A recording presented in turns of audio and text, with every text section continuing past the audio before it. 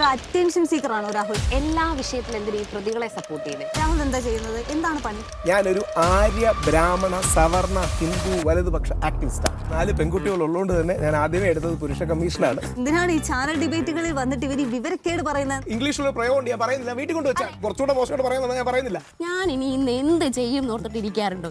ഞാൻ സെക്കുലർ അല്ല, ഞാൻ അഭിമാനത്തോടെ പറയുന്നു. ഞാൻ ഇന്ത്യൻ ഭരണഘടനയിൽ എഴുതി വെച്ചിരിക്കുന്ന മതേതരത്വത്തിൽ വിശ്വസിക്കുന്നില്ല. കാരണം ഗാന്ധിജി സെക്കുലർ ആയിരുന്നില്ല. ഓ, ചാനൽ ചർച്ചയിലേക്ക് പോയി. ശീലമായിപ്പോയി.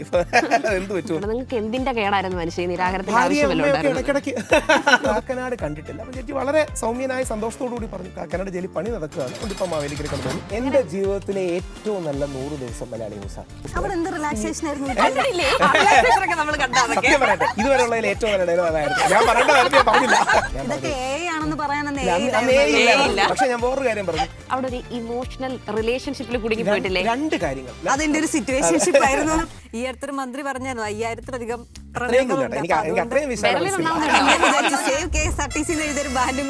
ഞാൻ തൂവാനത്തുമ്പികളുടെ ഒക്കെ ഒരു ഫാനാണ്. തൂവാനത്തുമ്പി കണ്ടിട്ടുണ്ടോ അറിയില്ല.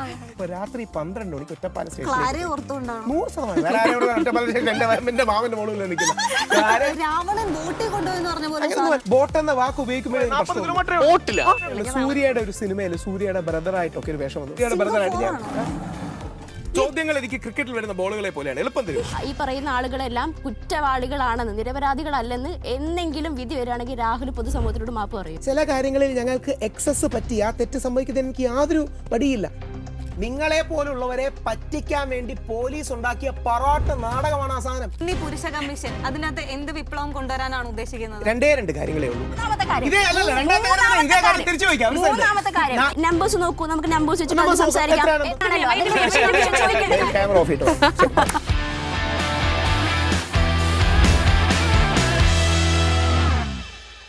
ഇന്ന് ഈ എപ്പിസോഡിൽ എന്തെങ്കിലുമൊക്കെ നടക്കും. കാരണം അങ്ങനെ ഒരാളാണ് ഇന്ന് നമ്മളോടൊപ്പം ചേരുന്നത്. ഭൂമിക്ക് താഴെയുള്ള എന്തിനെ പറ്റിയും എന്ത് ക്വസ്റ്റ്യൻ വേണമെങ്കിലും കൊടുത്തോളൂ. ഒരു 30 സെക്കൻഡിൽ ഏത് ഉത്തരവും ഇവിടെ റെഡിയാണ്. ഒരു പുരുഷ കമ്മീഷന് വേണ്ടി ഉറക്കമൊഴിഞ്ഞ് പോരാടുന്ന ഒരു പോരാളിയാണ് നമ്മൾ ഇന്ന് ഇവിടെ കൊണ്ടുവന്നിരിക്കുന്നത്. Welcome Rahul Easwar to the show. Thank you. പ്രത്യേകിച്ച് 4 പെൺകുട്ടികൾ ഉള്ളതുകൊണ്ട് തന്നെ ഞാൻ ആദ്യമേ എടുത്തത് പുരുഷ കമ്മീഷനാണ്. അതുകൊണ്ട് നിങ്ങൾക്ക് തരാനും മീഡിയ വണ്ണിന്റെ ഈ പൊളിറ്റിക്കൽ ടീ എന്ന പരിപാടിക്ക് സമർപ്പിക്കാനുമാണ്. കുറേ കാലമായിട്ട് ഇതിനുവേണ്ടി ക്യാമ്പയിൻ ചെയ്യുന്നുണ്ട്. അപ്പോൾ ഇത് കഴിയുമ്പോൾ നിങ്ങൾക്ക് തരുന്നതായിരിക്കും. നിങ്ങളുടെ പിന്തുണയും കൂടി ഞങ്ങൾക്ക് തരണമെന്ന് അഭ്യർത്ഥിക്കും. ഓക്കെ. നമ്മൾ രാഹുൽ ഈശ്വറിനെ കുറിച്ചിട്ട് ഇൻട്രോ പറഞ്ഞപ്പോൾ ഞാൻ ആലോചിക്കായിരുന്നു, നമ്മൾ ദശാവതാരത്തിന്റെ ക്ലൈമാക്സിൽ കമൽഹാസൻ ഇങ്ങനെ വേഷം മാറുന്നൊരു വിഷ്വൽ നമുക്ക് കാണാമല്ലോ, നീ പെരും തലൈവൻ. അതുപോലെ നമ്മളൊരു ചാനലിൽ നോക്കുമ്പോൾ സാമൂഹിക ചിന്തകൻ, അപ്പുറത്തോട്ട് നോക്കുമ്പോൾ സാമൂഹിക പ്രവർത്തകൻ, ഇപ്പുറത്ത് നോക്കുമ്പോൾ സാമൂഹിക നിരീക്ഷകൻ, പിന്നെ നോക്കുമ്പോൾ ആക്ടിവിസ്റ്റ് വലത് നിരീക്ഷകൻ, പിന്നെ കുറേ അനുകൂലികൾ, ദിലീപ് അനുകൂലി, അമ്മ അനുകൂലി, അയ്യപ്പ സമിതി, അങ്ങനെ കുറേ. ശരിക്കും ആരാണ് കോർ ഐഡന്റിറ്റി? ഞാൻ പല ചാനലുകളോടും അങ്ങോട്ട് റിക്വസ്റ്റ് ചെയ്യും, അവർ എഴുതൂല. പക്ഷേ കോർ ഐഡന്റിറ്റി ഹിന്ദു ആക്ടിവിസ്റ്റ് എന്നുള്ളതാണ്. ഞാൻ പല ചാനലുകളും ഇപ്പോൾ ചാനലുകളെ നിർബന്ധിച്ചൊക്കെ എഴുതാൻ നോക്കും. അവരിങ്ങോട്ട് പറയും വേണ്ട നിരീക്ഷകൻ എന്ന് മാത്രമേ. ഞാൻ പറഞ്ഞു നിരീക്ഷകനല്ല, ഒന്നെങ്കിൽ വലത് നിരീക്ഷകൻ എന്ന് എഴുതണം. കാര്യം നമ്മുടെ നാട്ടിലെ ഏറ്റവും വലിയ പ്രശ്നം, ഇന്ത്യക്കാരുടെ ഏറ്റവും വലിയ പ്രശ്നം, മലയാളികളുടെ ഏറ്റവും വലിയ പ്രശ്നങ്ങളൊന്ന് നമുക്ക് രാഷ്ട്രീയ സത്യസന്ധതയില്ല, പൊളിറ്റിക്കൽ ഓണസ്റ്റി ഇല്ല എന്നുള്ളത് കൊണ്ടാണ്. എല്ലാവർക്കും അവരുടേതായ പക്ഷം കാണും, എല്ലാവരും നിഷ്പക്ഷരായിട്ട് അഭിനയിക്കും. നിഷ്പക്ഷരായിട്ട് അഭിനയിച്ച് സ്വന്തം ഐഡിയ സ്മഗിൾ ചെയ്ത് കള്ളക്കടത്ത് നടത്തി മുമ്പോട്ടെത്താൻ ശ്രമിക്കും. എന്തിനാത്? നമുക്കൊരു അഭിപ്രായമുണ്ട്, എൻ്റെ അഭിപ്രായത്തോട് നിങ്ങൾ യോജിക്കണമെന്നൊന്നുമില്ല. ഓരോരുത്തർക്കും ഓരോ നിലപാടും പൊസിഷനും ഉണ്ട്. ഒരു സ്പെക്ട്രമാണിത്, റൈറ്റും ലെഫ്റ്റും സെൻറ്ററും ഒക്കെ ഉള്ള സ്പെക്ട്രം. ഞാനതിലെ വലതുപക്ഷ ആക്ടിവിസ്റ്റാണ്, അല്ലെങ്കിൽ ഹിന്ദു ആക്ടിവിസ്റ്റാണ്. കുറച്ചുകൂടെ കൃത്യമായിട്ട് പറഞ്ഞാൽ ഞാനൊരു ആര്യ ബ്രാഹ്മണ സവർണ ഹിന്ദു വലതുപക്ഷ ആക്ടിവിസ്റ്റാണ്. പക്ഷേ രാഹുലിനെ കുറിച്ച് പറയുമ്പോൾ നമ്മൾ ഇടയ്ക്ക് ആളുകൾ കുറച്ചുകൂടി വിമർശനം ഉന്നയിക്കുന്നത് വലത്തോട്ടും ഇല്ല ഇടത്തോട്ടും ഇല്ല, ഒരു ബാലൻസ് കെ നായരാണെന്നുള്ളൊരു അങ്ങനെയും പറയുന്നുണ്ട്. ഞാൻ അത് എൻ്റെ ശരീരത്തിലെ ടാറ്റൂകളിൽ നിന്ന് തന്നെ അത് വ്യക്തമാണ്. അതായത് ഞാൻ പലപ്പോഴും പറയും എൻ്റെ ഐഡൻറ്റിറ്റി ഞാനൊരു ആര്യ ബ്രാഹ്മണ സവർണ ഹിന്ദു വലതുപക്ഷ ആക്ടിവിസ്റ്റാണ്, എന്നാൽ ഗാന്ധിയനാണ്. ഞാൻ സബർമതി ആശ്രമത്തിൽ പോയപ്പോൾ അവിടുത്തെ ക്യൂറേറ്റർ എന്നോട് പറഞ്ഞു, ഇന്ത്യയിൽ ആദ്യമായിട്ടാണ് പുള്ളി ആരെങ്കിലും ഗാന്ധിജിയെ പച്ച കുത്തിയത് കണ്ടിട്ടുള്ളത്. ഗാന്ധിജിയെ ടാറ്റു ചെയ്യുന്നതാണ്. പക്ഷേ ഞാൻ സെൻറ്റർ ടു റൈറ്റ് ആണ്, അതായത് മഹാത്മാഗാന്ധി മുതൽ പട്ടേൽ വരെ നിൽക്കുന്ന സ്പേസിലുള്ള ആളാണ്. നെഹ്റുജി എനിക്ക് ബഹുമാനമാണ്, ഇഷ്ടമാണ്. പക്ഷേ നെഹ്റുജിയോടല്ല ഞാൻ യോജിക്കുന്നത്. ഗാന്ധിജി ടു സർദാർ പട്ടേൽ സ്പെക്ട്രം എന്ന് പറയുന്ന സെൻറ്റർ റൈറ്റ് ഈ സ്പെക്ട്രത്തോടാണ് എനിക്ക് കൂടുതൽ യോജിപ്പ്. മറുഭാഗത്തുള്ളവരെ ബഹുമാനം തന്നെയാണ്. പക്ഷേ ഈ നമ്മുടെ നാട്ടിൽ എന്തുവെന്നറിയോ, ഞങ്ങളെല്ലാം മതേതരവാദികളും ദേശീയവാദികളും മാത്രമാണ്. അതായത് നമ്മുടെ നാട്ടിലൊരു കള്ളം പറയാം, ഇടതുപക്ഷക്കാർ സ്വയം ഇടതുപക്ഷക്കാരെന്ന് പറയില്ല, പകരം ഞങ്ങൾ മതേതരവാദികളാണെന്ന് പറയും. വലതുപക്ഷക്കാർ ഞങ്ങൾ വലതുപക്ഷക്കാരെന്ന് പറയില്ല, പക്ഷേ ഞങ്ങൾ രാജ്യസ്നേഹികളാണെന്ന് പറയും. ഇങ്ങനെ എന്താ പറയുക, ഷുഗർ കോട്ട് ചെയ്യേണ്ട കാര്യമില്ല. പകരം ഞാൻ സെൻറ്റർ ടു റൈറ്റ് ആണ്, അല്ലെങ്കിൽ ഞാൻ സെൻറ്റർ ലെഫ്റ്റ് ആണ്, അല്ലെങ്കിൽ ഞാൻ സെൻറ്റർ റൈറ്റ് ആണ്. ഈ പൊസിഷൻ പറയാൻ നമ്മുടെ ആൾക്കാർ പലപ്പോഴും ചെയ്യാറില്ല. ഈ ബാലൻസിന്റെ കാര്യം പറയുമ്പോൾ നമ്മൾ സാധാരണ രാഹുൽ ഈശ്വറിനെ കാണുന്ന ഒരു സാധനം ഇന്ന് ആ തലയിലില്ല. അതെ അതെ, എന്താണത്? ആ കെട്ട് മറന്നുപോയി. ആ കെട്ട് ഇപ്പൊ എടുക്കേണ്ട ഇല്ലാത്ത കാര്യം 2018. പക്ഷെ നിങ്ങൾക്ക് കുറച്ചുകൂടെ യങ് ആയിരുന്നിരിക്കും. 2018 5 അംഗ സുപ്രീം കോടതി ബെഞ്ചിന്റെ വിധിയാണ് വന്നത്. നാട്ടിലെ ഒരു രാഷ്ട്രീയ പാർട്ടിക്കാരനും സപ്പോർട്ട് ചെയ്യാനില്ല. നമ്മൾ തോറ്റു, അതായത് നമ്മളെന്ന് പറഞ്ഞാൽ വിശ്വാസികളും ശബരിമലയും തോറ്റു. ആരും സപ്പോർട്ട് ചെയ്യാനുള്ള അവസരത്തിൽ പ്രക്ഷോഭത്തിനിറങ്ങിയ വ്യക്തിയാണ് ഞാൻ. ആലങ്കാരികമായി പറയും, സുപ്രീം കോടതി ബെഞ്ചിലുള്ള ജഡ്ജിമാരുടെ അത്രയും ആൾക്കാർ പോലും എൻ്റെ കൂടെ ഇല്ലായിരുന്നു. എൻ്റെ കൂടെ ഉണ്ടായിരുന്ന എൻ്റെ 82 വയസ്സായ മുത്തശ്ശി ദേവകി അന്തർജനം, അമ്മ മല്ലികാ നമ്പൂതിരി, ഭാര്യ ദീപയും, അന്ന് 4 വയസ്സുള്ള മോനും. പക്ഷെ ഞങ്ങൾ പോരാടാൻ തീരുമാനിച്ചത് ഞങ്ങൾ പറയുന്നത് സത്യമാണ് എന്ന് 100% ബോധ്യമുള്ളതുകൊണ്ടാണ്. ആ തലേക്കെട്ടിൽ ഞാനടക്കമുള്ള ഒരുപാട് പേർ ഇന്ത്യയുടെ നീതിന്യായ ചരിത്രത്തിൽ ആദ്യമായി ഒരു 5 അംഗ ബെഞ്ചിൻ്റെ വിധി അതിജീവിക്കുകയും വിശ്വാസ പ്രക്ഷോഭങ്ങളിലൂടെ മറികടക്കുകയും ചെയ്തു. അപ്പം അന്നത് കെട്ടേണ്ട ആവശ്യമുണ്ടായിരുന്നു, ഇന്നത് കെട്ടേണ്ട ആവശ്യമില്ല എന്നുകൊണ്ടാണ് സേഫ് ശബരിമല കെട്ടാത്തത്. ഇന്ന് നമ്മുടെ മുഖ്യമന്ത്രി അടക്കം അത് കെട്ടുന്നുണ്ട്, അതുകൊണ്ട് പ്രശ്നമില്ല. ഉണ്ട്, മെൻസ് കമ്മീഷന് ബാൻ ഉണ്ട്. മെൻസ് കമ്മീഷൻ ഇപ്പം അതുപോലൊരു സാധനമല്ല, അല്ല, അത് അന്ന് കുറച്ചുകൂടെ വൈകാരികമാണ്. അത് നിങ്ങളോട് ഇപ്പം പ്രത്യേകിച്ച് ജേർണലിസം സ്റ്റുഡൻ്റ് രസകരമായ ഒരു കാര്യം പറയാം, മീഡിയയുടെ ഉള്ളിലുള്ളൊരു കാര്യം. അതായത് അന്ന് വളരെ ഫേമസും വൈറലുമായ ഒരു ഡയലോഗാണ്. നേരത്തെ പറഞ്ഞു എനിക്കൊരു 30 സെക്കൻഡ് തരൂ. ആ 30 സെക്കൻഡ് തന്നിട്ട് ഞാൻ പറഞ്ഞത് വളരെ കോൺട്രവേഴ്ഷ്യലായ ഒരു വിഷയമാണ്. അതായത് സുപ്രീം കോടതിയിലെ ഒരു പ്രമുഖനായ വ്യക്തി മനഃപൂർവ്വം ചില കാര്യങ്ങൾ ഉദ്ദേശിച്ച് ശബരിമലയെ, കുറച്ചുകൂടെ കൃത്യമായിട്ട് പറഞ്ഞാൽ യൂണിഫോം സിവിൽ കോഡ് കൊണ്ടുവരാൻ ശബരിമലയിലെ യുവതി പ്രവേശന വിധി ഇങ്ങനെ ആക്കിയതാണ്. ഇതാണ് ഞാൻ യഥാർത്ഥത്തിൽ പറഞ്ഞത്. അപ്പോൾ ഞാൻ അന്നാണ് പറയുന്നത് എനിക്ക് 30 സെക്കൻഡ് തരൂന്ന്. ഈ അതിവൈകാരികത ഉള്ളതുകൊണ്ടാണ് ജനങ്ങൾ പലപ്പോഴും തെരുവിലേക്ക് ഇറങ്ങിയത്. ഇല്ലെങ്കിൽ നമ്മുടെ നാട്ടിലെ ഒരു വിശ്വാസം എന്ന് പറഞ്ഞാൽ കോടതിക്ക് തെറ്റില്ല, കോടതി പറയുന്നത് ശരിയായിരിക്കും. എനിക്കൊരു 30 സെക്കൻഡ് തരുമോ? 1 മിനിറ്റ് എടുത്തോളൂ. ഞാൻ ഉദ്ദേശിച്ചതേ, വാൻഡിന്റെ കാര്യം പറയുമ്പോൾ സ്ഥിരമായിട്ടിടുന്ന ഒരു ജാക്കറ്റ് ഉണ്ട്, അത് കഴുകി ഉപയോഗിക്കും. അല്ല, എനിക്ക് അങ്ങനത്തെ 6 ജാക്കറ്റ്, പിന്നെ ഒന്നുകൂടെ 7 ജാക്കറ്റ് ഉണ്ട് ടോട്ടലി. അതായത് ഇന്ത്യ ജാക്കറ്റ് ഞാൻ തന്നെ ഡിസൈൻ ചെയ്ത് ഇട്ട ജാക്കറ്റ്സ് ആണ്. ആ ഡിസൈൻ വന്നതും വളരെ കൗതുകമാണ്. ഞാൻ യൂഷ്വലി 7-8 മണിക്ക് എണീക്കുന്ന വ്യക്തിയാണ്. ഒരു ദിവസം രാവിലെ 6:30 ഞാനിങ്ങനെ എണീറ്റ് എൻ്റെ മനസ്സിൽ ഈ ജാക്കറ്റിൻ്റെ പിക്ചറാണ് വന്നത്. അപ്പം തന്നെ ഞാൻ പോയി ഒരു 9 മണിക്ക് തിരുവനന്തപുരത്ത് പോയിട്ട് ഒരാളുടെ ഡിസൈൻ ചെയ്യാൻ കൊടുത്തു. ബ്ലാക്ക് വേണം, മേളിൽ ഇങ്ങനെ 3 ഇന്ത്യൻ പതാക ഉള്ളത് വേണം, അങ്ങനെ ഒരു ജാക്കറ്റ്. സ്വപ്നം പോലെ, ഒരു തരം സ്വപ്നം പോലെ എനിക്കത് കിട്ടുകയും അന്ന് രാവിലെ തന്നെ പോയി ഡിസൈൻ ചെയ്തു. ഒന്നല്ല പലതും എടുത്തു വെക്കാമെന്ന് പറഞ്ഞു. അങ്ങനെ അത് ചെയ്യുന്നതിന് ഒരു റീസണും കൂടെ ഉണ്ട്. ഞാൻ നിങ്ങളോടൊരു ചോദ്യമായിട്ട് ചോദിക്കാം, നിങ്ങൾ എന്നോട് ചോദിക്കുന്നത് പോലെ. ഇത് നമ്മുടെ ഇന്ത്യയുടെ കൊടിയാണല്ലോ. ഈ ഇന്ത്യയുടെ കൊടിയിലെ ഈ 3 കാര്യങ്ങളുടെ, ഈ 3 നിറങ്ങളുടെ അർത്ഥം എന്താ? ത്യാഗവും ധീരസന്നദ്ധതയും, വെള്ള എന്ന് പറഞ്ഞാൽ സമാധാനം, പച്ച എന്ന് പറഞ്ഞാൽ ഫലപുഷ്ടി. എന്ത് ചെയ്യാൻ പറ്റും? അല്ല, ഇത് ഒരു പക്ഷേ ഞാൻ പറയുന്നത് നിങ്ങൾ കേട്ട് കാണും, ഞാനല്ലാതെ വേറെ ആരെങ്കിലും പറയുന്നത് കേട്ടിട്ടുണ്ടോ? അതായത് എന്ത് ചെയ്യാൻ പറ്റും? ഈ രാജ്യത്തിൻ്റെ അച്ഛനായ മഹാത്മാഗാന്ധി ഏപ്രിൽ 13, 1921 എഴുതി വെച്ചിരിക്കുന്ന കാര്യമാണ്. ഗാന്ധിജിയോട് പിങ്കാളി വെങ്കയ്യ എന്നൊരാളാണ് നമ്മുടെ ഫ്ലാഗ് ഡിസൈൻ ചെയ്യുന്നത്. ഗാന്ധിജി പിങ്കാളി വെങ്കയ്യോട് പറയും, നമുക്കൊരു കാര്യം ചെയ്യാം, ഹിന്ദുക്കളെയും മുസ്ലിങ്ങളെയും ക്രിസ്ത്യാനികളെയും മറ്റു ന്യൂനപക്ഷങ്ങളെയും എല്ലാം കൂടെ റെപ്രസെൻറ്റ് ചെയ്യാനായിട്ട് ഫ്ലാഗ് ഉണ്ടാക്കാം. എന്ത് സിമ്പിളാണ്! ഈ സിമ്പിളായ കാര്യത്തെ വളച്ച് കെട്ടി കടുപ്പിച്ച് അന്താരാഷ്ട്ര മതേതരത്വവും വിശ്വമാനവികതയും എന്നൊക്കെ പറഞ്ഞ് ഇത് നിഷാദിന് മാത്രം മനസ്സിലായപ്പോഴല്ലോ, നാട്ടുകാർക്കൂടെ മനസ്സിലാവണ്ടേ? അല്ലെങ്കിൽ ഈ ഭയങ്കര നിഷാദിനും നമ്മുടെ ദാവൂദ് സാറിനും മനസ്സിലായപ്പോഴല്ലോ, സാധാരണക്കാർക്ക് മനസ്സിലാവണ്ടേ? നമ്മൾ വഴിവിട്ട് പോകുന്നു എനിക്ക് തോന്നുന്നു. നമ്മൾ തിരിച്ചു വഴി വെട്ടി പോകുന്നവനാണ് ഉദ്ദേശിച്ചതേ. ഈ ജാക്കറ്റ് കൊണ്ടുവരുന്നത് ആളുകളിലേക്ക് ശ്രദ്ധിക്കപ്പെടാനുള്ളൊരു തന്ത്രമല്ലേ? 100%. തീർച്ചയായിട്ടും. അല്ല, അതിന്റെ രഹസ്യം എന്താ? രഹസ്യമൊന്നുമില്ലല്ലോ. നമ്മൾ ആ രീതിയിൽ നമ്മുടെ വസ്ത്രധാരണത്തിൽ പോലും ഒരു പൊളിറ്റിക്കൽ സ്റ്റേറ്റ്മെന്റ് വേണം. സോഷ്യൽ സ്റ്റേറ്റ്മെന്റ് എന്ന് വിളിച്ചാൽ ചില ആൾക്കാർ പൊളിറ്റിക്കൽ എന്ന വാക്കിന് ചില ആൾക്കാർക്ക് പ്രശ്നം കാണും. നിങ്ങൾക്ക് പ്രശ്നം കാണില്ല, കാരണം നിങ്ങളുടെ പരിപാടി പൊളിറ്റിക്കൽ ടീം എന്നാണ്. ഒന്നെങ്കിൽ പൊളിറ്റിക്കൽ, അല്ലെങ്കിൽ സോഷ്യൽ, അല്ലെങ്കിൽ കൾച്ചറൽ, എന്ത് വിളിച്ചാലും കുഴപ്പമില്ല. അത് എൻ്റെ രാഷ്ട്രീയമാണ്, എൻ്റെ സ്റ്റേറ്റ്മെൻറ്റാണ്. ആ സ്റ്റേറ്റ്മെൻറ്റിന് ഒരു പ്രസക്തിയും കൂടെ ഉണ്ട്, അതറിയണം. ഗോഡ്സെ ഗാന്ധിജിയെ കൊല്ലാൻ പറയുന്ന കാരണങ്ങളിലൊന്ന് കാവി പതാക മാറ്റി ത്രിവർണ്ണ പതാകയാക്കിയത് ഈ മനുഷ്യൻ്റെ നിർബന്ധ ബുദ്ധി കാരണമാണ് എന്നുള്ളത് കൊണ്ടാണ്. ഈ കൊടിക്ക് അതിൻ്റെതായ ചരിത്രമുണ്ട്. രാഹുൽ ഗാന്ധി ഇടയ്ക്കിടയ്ക്ക് പറയാറില്ലേ ഈ കൊടിയാണ് എൻ്റെ രാഷ്ട്രീയം. ആ കൊടിയുടെ ചരിത്രം എന്ന് പറഞ്ഞാൽ 1931 നെഹ്റുജിയും മൗലാന ആസാദും സർദാർ പട്ടേലും അടക്കമുള്ള 7 അംഗ കമ്മിറ്റി ഇന്ത്യക്കൊരു കാവി പതാക മതി എന്ന് തീരുമാനിച്ചു. ആലോചിച്ചതല്ല, തീരുമാനിച്ച് എഴുതി ഒപ്പിട്ടു. അവിടെയാണ് ഗാന്ധിജി പറയുന്നത് എനിക്കത് പറ്റൂല.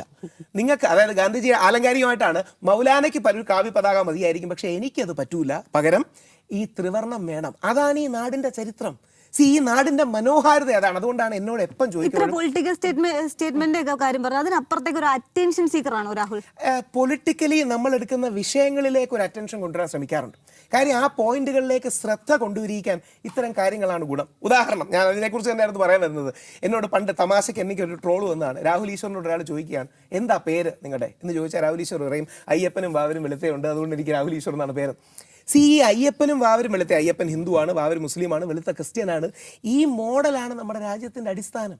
ഈ മോഡൽ നിങ്ങൾ ഉയർത്തിപ്പിടിച്ചില്ലെങ്കിലാണ് ഇത് വാവരല്ല വാപുരനാണെന്ന് കള്ളം പറയുന്ന തീവ്ര ഗോഡ്സേവാദികൾ ഉണ്ടാവുന്നത്. ഈ നാടിൻ്റെ പ്രശ്നം അതാണ്. ഒരു ദിവസം ഒരു വിഷയമില്ല സംസാരിക്കാൻ വേണ്ടിയിട്ട് രാഹുൽ ഒരു ശ്രദ്ധ കിട്ടുന്ന യാതൊരു വിഷയം ഇല്ലാതിരിക്കുമ്പോൾ ഞാൻ ഇനി ഇന്ന് എന്ത് ചെയ്യും ഓർത്തിട്ട് ഇരിക്കാറുണ്ടോ? ഒരുപാട് കാര്യങ്ങൾ പെൻഡിംഗ് ഉണ്ട്. ഇല്ലാതാവുമ്പോ ഈ കമ്മീഷൻ എടുത്തിട്ട് 3 or 4 പ്രധാനപ്പെട്ട വിഷയങ്ങളുണ്ട്. അതായത് ഞാൻ സ്ഥിരം ഡീൽ ചെയ്യുന്ന കഴിഞ്ഞ 2005 2006 തൊട്ടാണ് എൻ്റെ ആക്ടിവിസം തുടങ്ങുന്നത്. അപ്പോൾ ഇപ്പോൾ എത്ര 21 വർഷമായി ഞാൻ അടിസ്ഥാനപരമായി ഫോക്കസ് ചെയ്യുന്ന 2-3 കാര്യങ്ങളുണ്ട്. ഒന്ന്, കേരളത്തിലാണ് ഇന്ത്യയിൽ ഏറ്റവും കൂടുതൽ ആത്മഹത്യകൾ നടക്കുന്ന സംസ്ഥാനങ്ങളിലൊന്ന്. ആ ആത്മഹത്യകളിൽ 80% നടക്കുന്നത് എൻ്റെ സമുദായമായ ഹിന്ദുക്കളിലാണ്. കേരളത്തിലാണ് ഏറ്റവും കൂടുതൽ മദ്യപാനത്തിൻ്റെ പ്രശ്നം, അതായത് വെള്ളം ഇടയ്ക്കിടയ്ക്ക് അടിക്കുന്നതല്ല, വെള്ളം അടിക്കാത്തതുകൊണ്ട് കൈവറയ്ക്കുന്ന ആൽക്കഹോളിസമുള്ള 83.7% ഞങ്ങൾ ഹിന്ദുക്കളിലാണ്. 85% കുടുംബ തകർച്ചകൾ ഞങ്ങൾ ഹിന്ദു സമൂഹത്തിലാണ്. നിങ്ങളോട് പെട്ടെന്ന് ചോദിക്കാം, ഈ നടതള്ളുക എന്നൊരു കാര്യം കേട്ടിട്ടുണ്ടോ? നടതള്ളുക എന്ന് പറഞ്ഞാൽ പ്രായമായ അച്ഛനെയും അമ്മയും രണ്ടുപേരും കേട്ട് കാണും. ഇപ്പം അമ്പലത്തിൽ തെള്ളുക എന്നുള്ളതാണ്. എപ്പോഴെങ്കിലും പള്ളി തെള്ളുക എന്ന് കേട്ടിട്ടുണ്ടോ? അതായത് പള്ളിയിൽ അച്ഛനും അമ്മയും തെള്ളുക എന്നൊരു പരിപാടി. നല്ല ചോദ്യമാണ്. ഈ ചോദ്യമാണ് ഞങ്ങൾ ഹിന്ദുക്കൾ ചോദിക്കേണ്ടത്.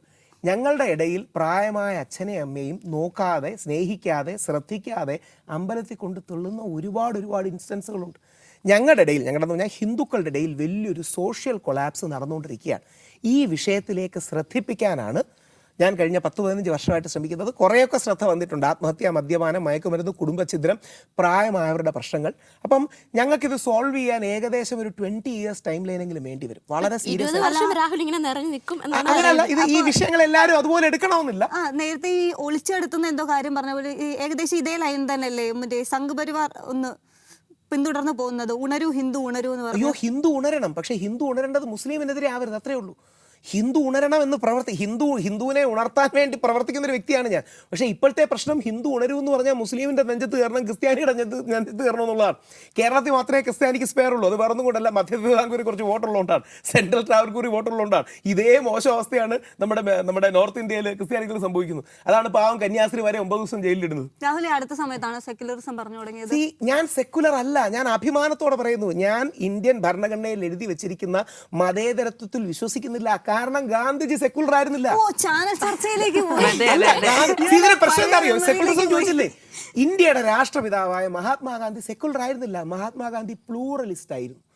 ഒറ്റ വരി പറയാം, മഹാത്മാഗാന്ധി മതേതരവാദിയല്ല, മഹാത്മാഗാന്ധി മതസൗഹാർദ്ദവാദിയായിരുന്നു. മഹാത്മാഗാന്ധി ബഹുസ്വരവാദിയായിരുന്നു. മഹാത്മാഗാന്ധി ഹിന്ദു ആക്ടിവിസ്റ്റ് ആയിരുന്നു. ഇങ്ങനെ പരിചയപ്പെടുത്തുന്നത് ഞാനല്ല, ശശി തരൂരിൻ്റെ വളരെ ഫേമസ് ഒരു പുസ്തകമുണ്ട്, ഇറ ഓഫ് ഡാർക്ക്നെസ്, കണ്ടെന്നറിയില്ല, അദ്ദേഹത്തിൻ്റെ ഏറ്റവും. അതിൽ ശശി തരൂർ ഇൻ്റർനാഷണൽ ഓഡിയൻസിന് വേണ്ടി ഗാന്ധിജിയെ പരിചയപ്പെടുത്തുന്നത് the Hindu activist who defeated the British empire, British സാമ്രാജ്യത്വത്തെ പരാജയപ്പെടുത്തിയ ഹിന്ദു ആക്ടിവിസ്റ്റാണ് ഗാന്ധി എന്നാണ്. എന്നാൽ ഗാന്ധിജി ഏറ്റവും വലിയ മതസൗഹാർദ്ദവാദിയായിരുന്നു. ഈ ബാലൻസ് നമുക്കില്ല. നമ്മുടെ നാട്ടിൽ ഒന്നെങ്കിൽ കടുത്ത മതേതരത്വം പറയും, അല്ലെങ്കിൽ കടുത്ത വർഗീയത പറയും.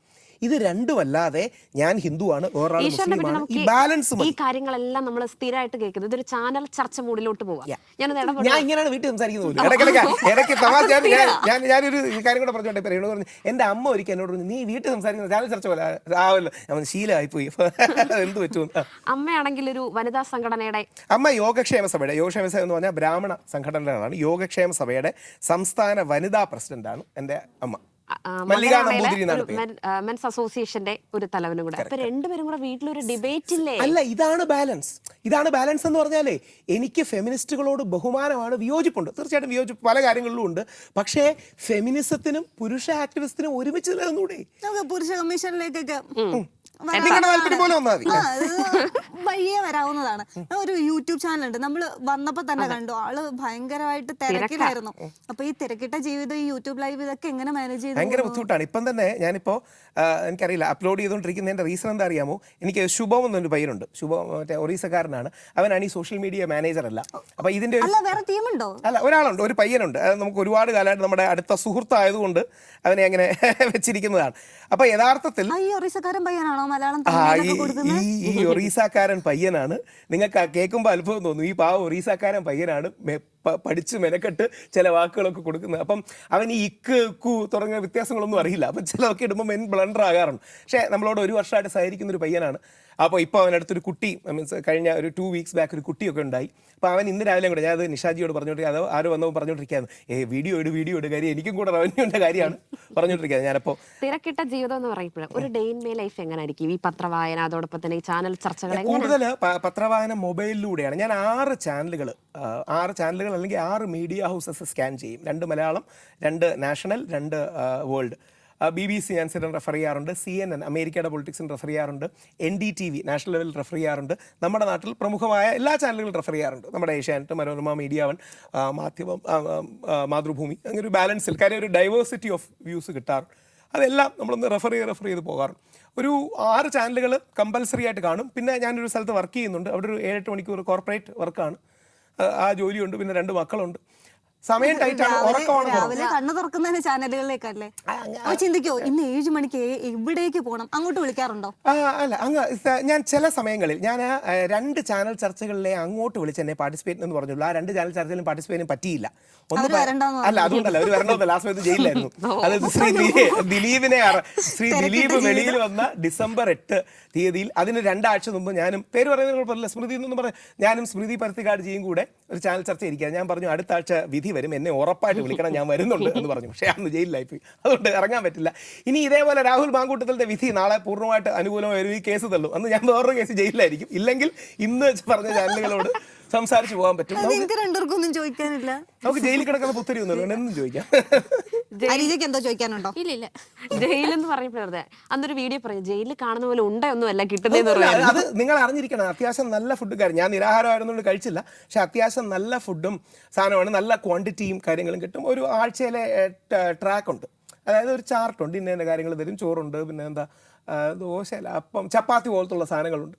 അങ്ങനെ സാധനമൊക്കെ ഉണ്ട്. ജയിലിലേക്ക് ഈ പഴയ നമ്മൾ ഉണ്ട നിന്ന് കിടക്കാം എന്നൊക്കെ പറയുന്ന ഡയലോഗൊന്നുമല്ല, ഉണ്ടയൊന്നുമല്ല ജയിലിൽ. ഫുഡൊക്കെ അത്യാവശ്യം നല്ലതാണ്. ഭാര്യ എപ്പോഴേലും പറഞ്ഞിട്ടുണ്ട് നിങ്ങൾക്ക് എന്തിന്റെ കേടായിരുന്നു മനുഷ്യ നിരാഹാരത്തിന്?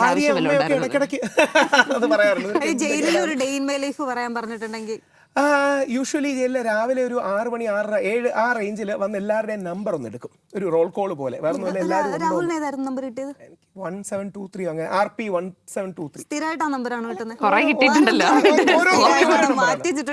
ഓരോ നമ്പർ. ഞങ്ങൾ ശബരിമല പ്രക്ഷോഭത്തിന് 3 തവണ അറസ്റ്റിലായി, 3 4 തവണ അറസ്റ്റിലായി, 3-4 ജയിലിൽ കിടന്നു. അവസാനം കോടതി എന്നോട് അവസാനം അറസ്റ്റ് ചെയ്യുമ്പോൾ ചോദിച്ചു എന്തെങ്കിലും പറയാനുണ്ടോ എന്ന് വളരെ സീരിയസ് ആയിട്ട്. ഞാൻ പറഞ്ഞു കാക്കനാട് ജയിലിൽ ഞാൻ കണ്ടിട്ടില്ല, പറ്റുമെങ്കിൽ അവിടെ കൊണ്ടുപോകണം. കേരളത്തിൽ അങ്ങോളം ടൂർ അങ്ങനെയല്ല, ഈ ജയിലിൽ കിടക്കുമ്പോൾ ഒരു എക്സ്പീരിയൻസ്. ആദ്യം ഞങ്ങളെ കൊട്ടാരക്കര കൊണ്ടുപോയി, പിന്നീട് ഞങ്ങളെ തിരുവല്ല കൊണ്ടുപോയി, പിന്നീട് ഞങ്ങളെ അറസ്റ്റ് ചെയ്തത് ആ ഭാഗത്ത് എവിടെ വെച്ചാണ്. ഞാൻ പറഞ്ഞു കാക്കനാട് കണ്ടിട്ടില്ല. അപ്പം ജഡ്ജി വളരെ സൗമ്യനായ സന്തോഷത്തോടു കൂടി പറഞ്ഞു കാക്കനാട് ജയിലിൽ പണി നടക്കുകയാണ്, അതുകൊണ്ട് ഇപ്പം മാവേലിക്കര കിടന്നോളൂ, അടുത്ത തവണ കിട്ടുകയാണെങ്കിൽ അങ്ങോട്ട് വിടാം.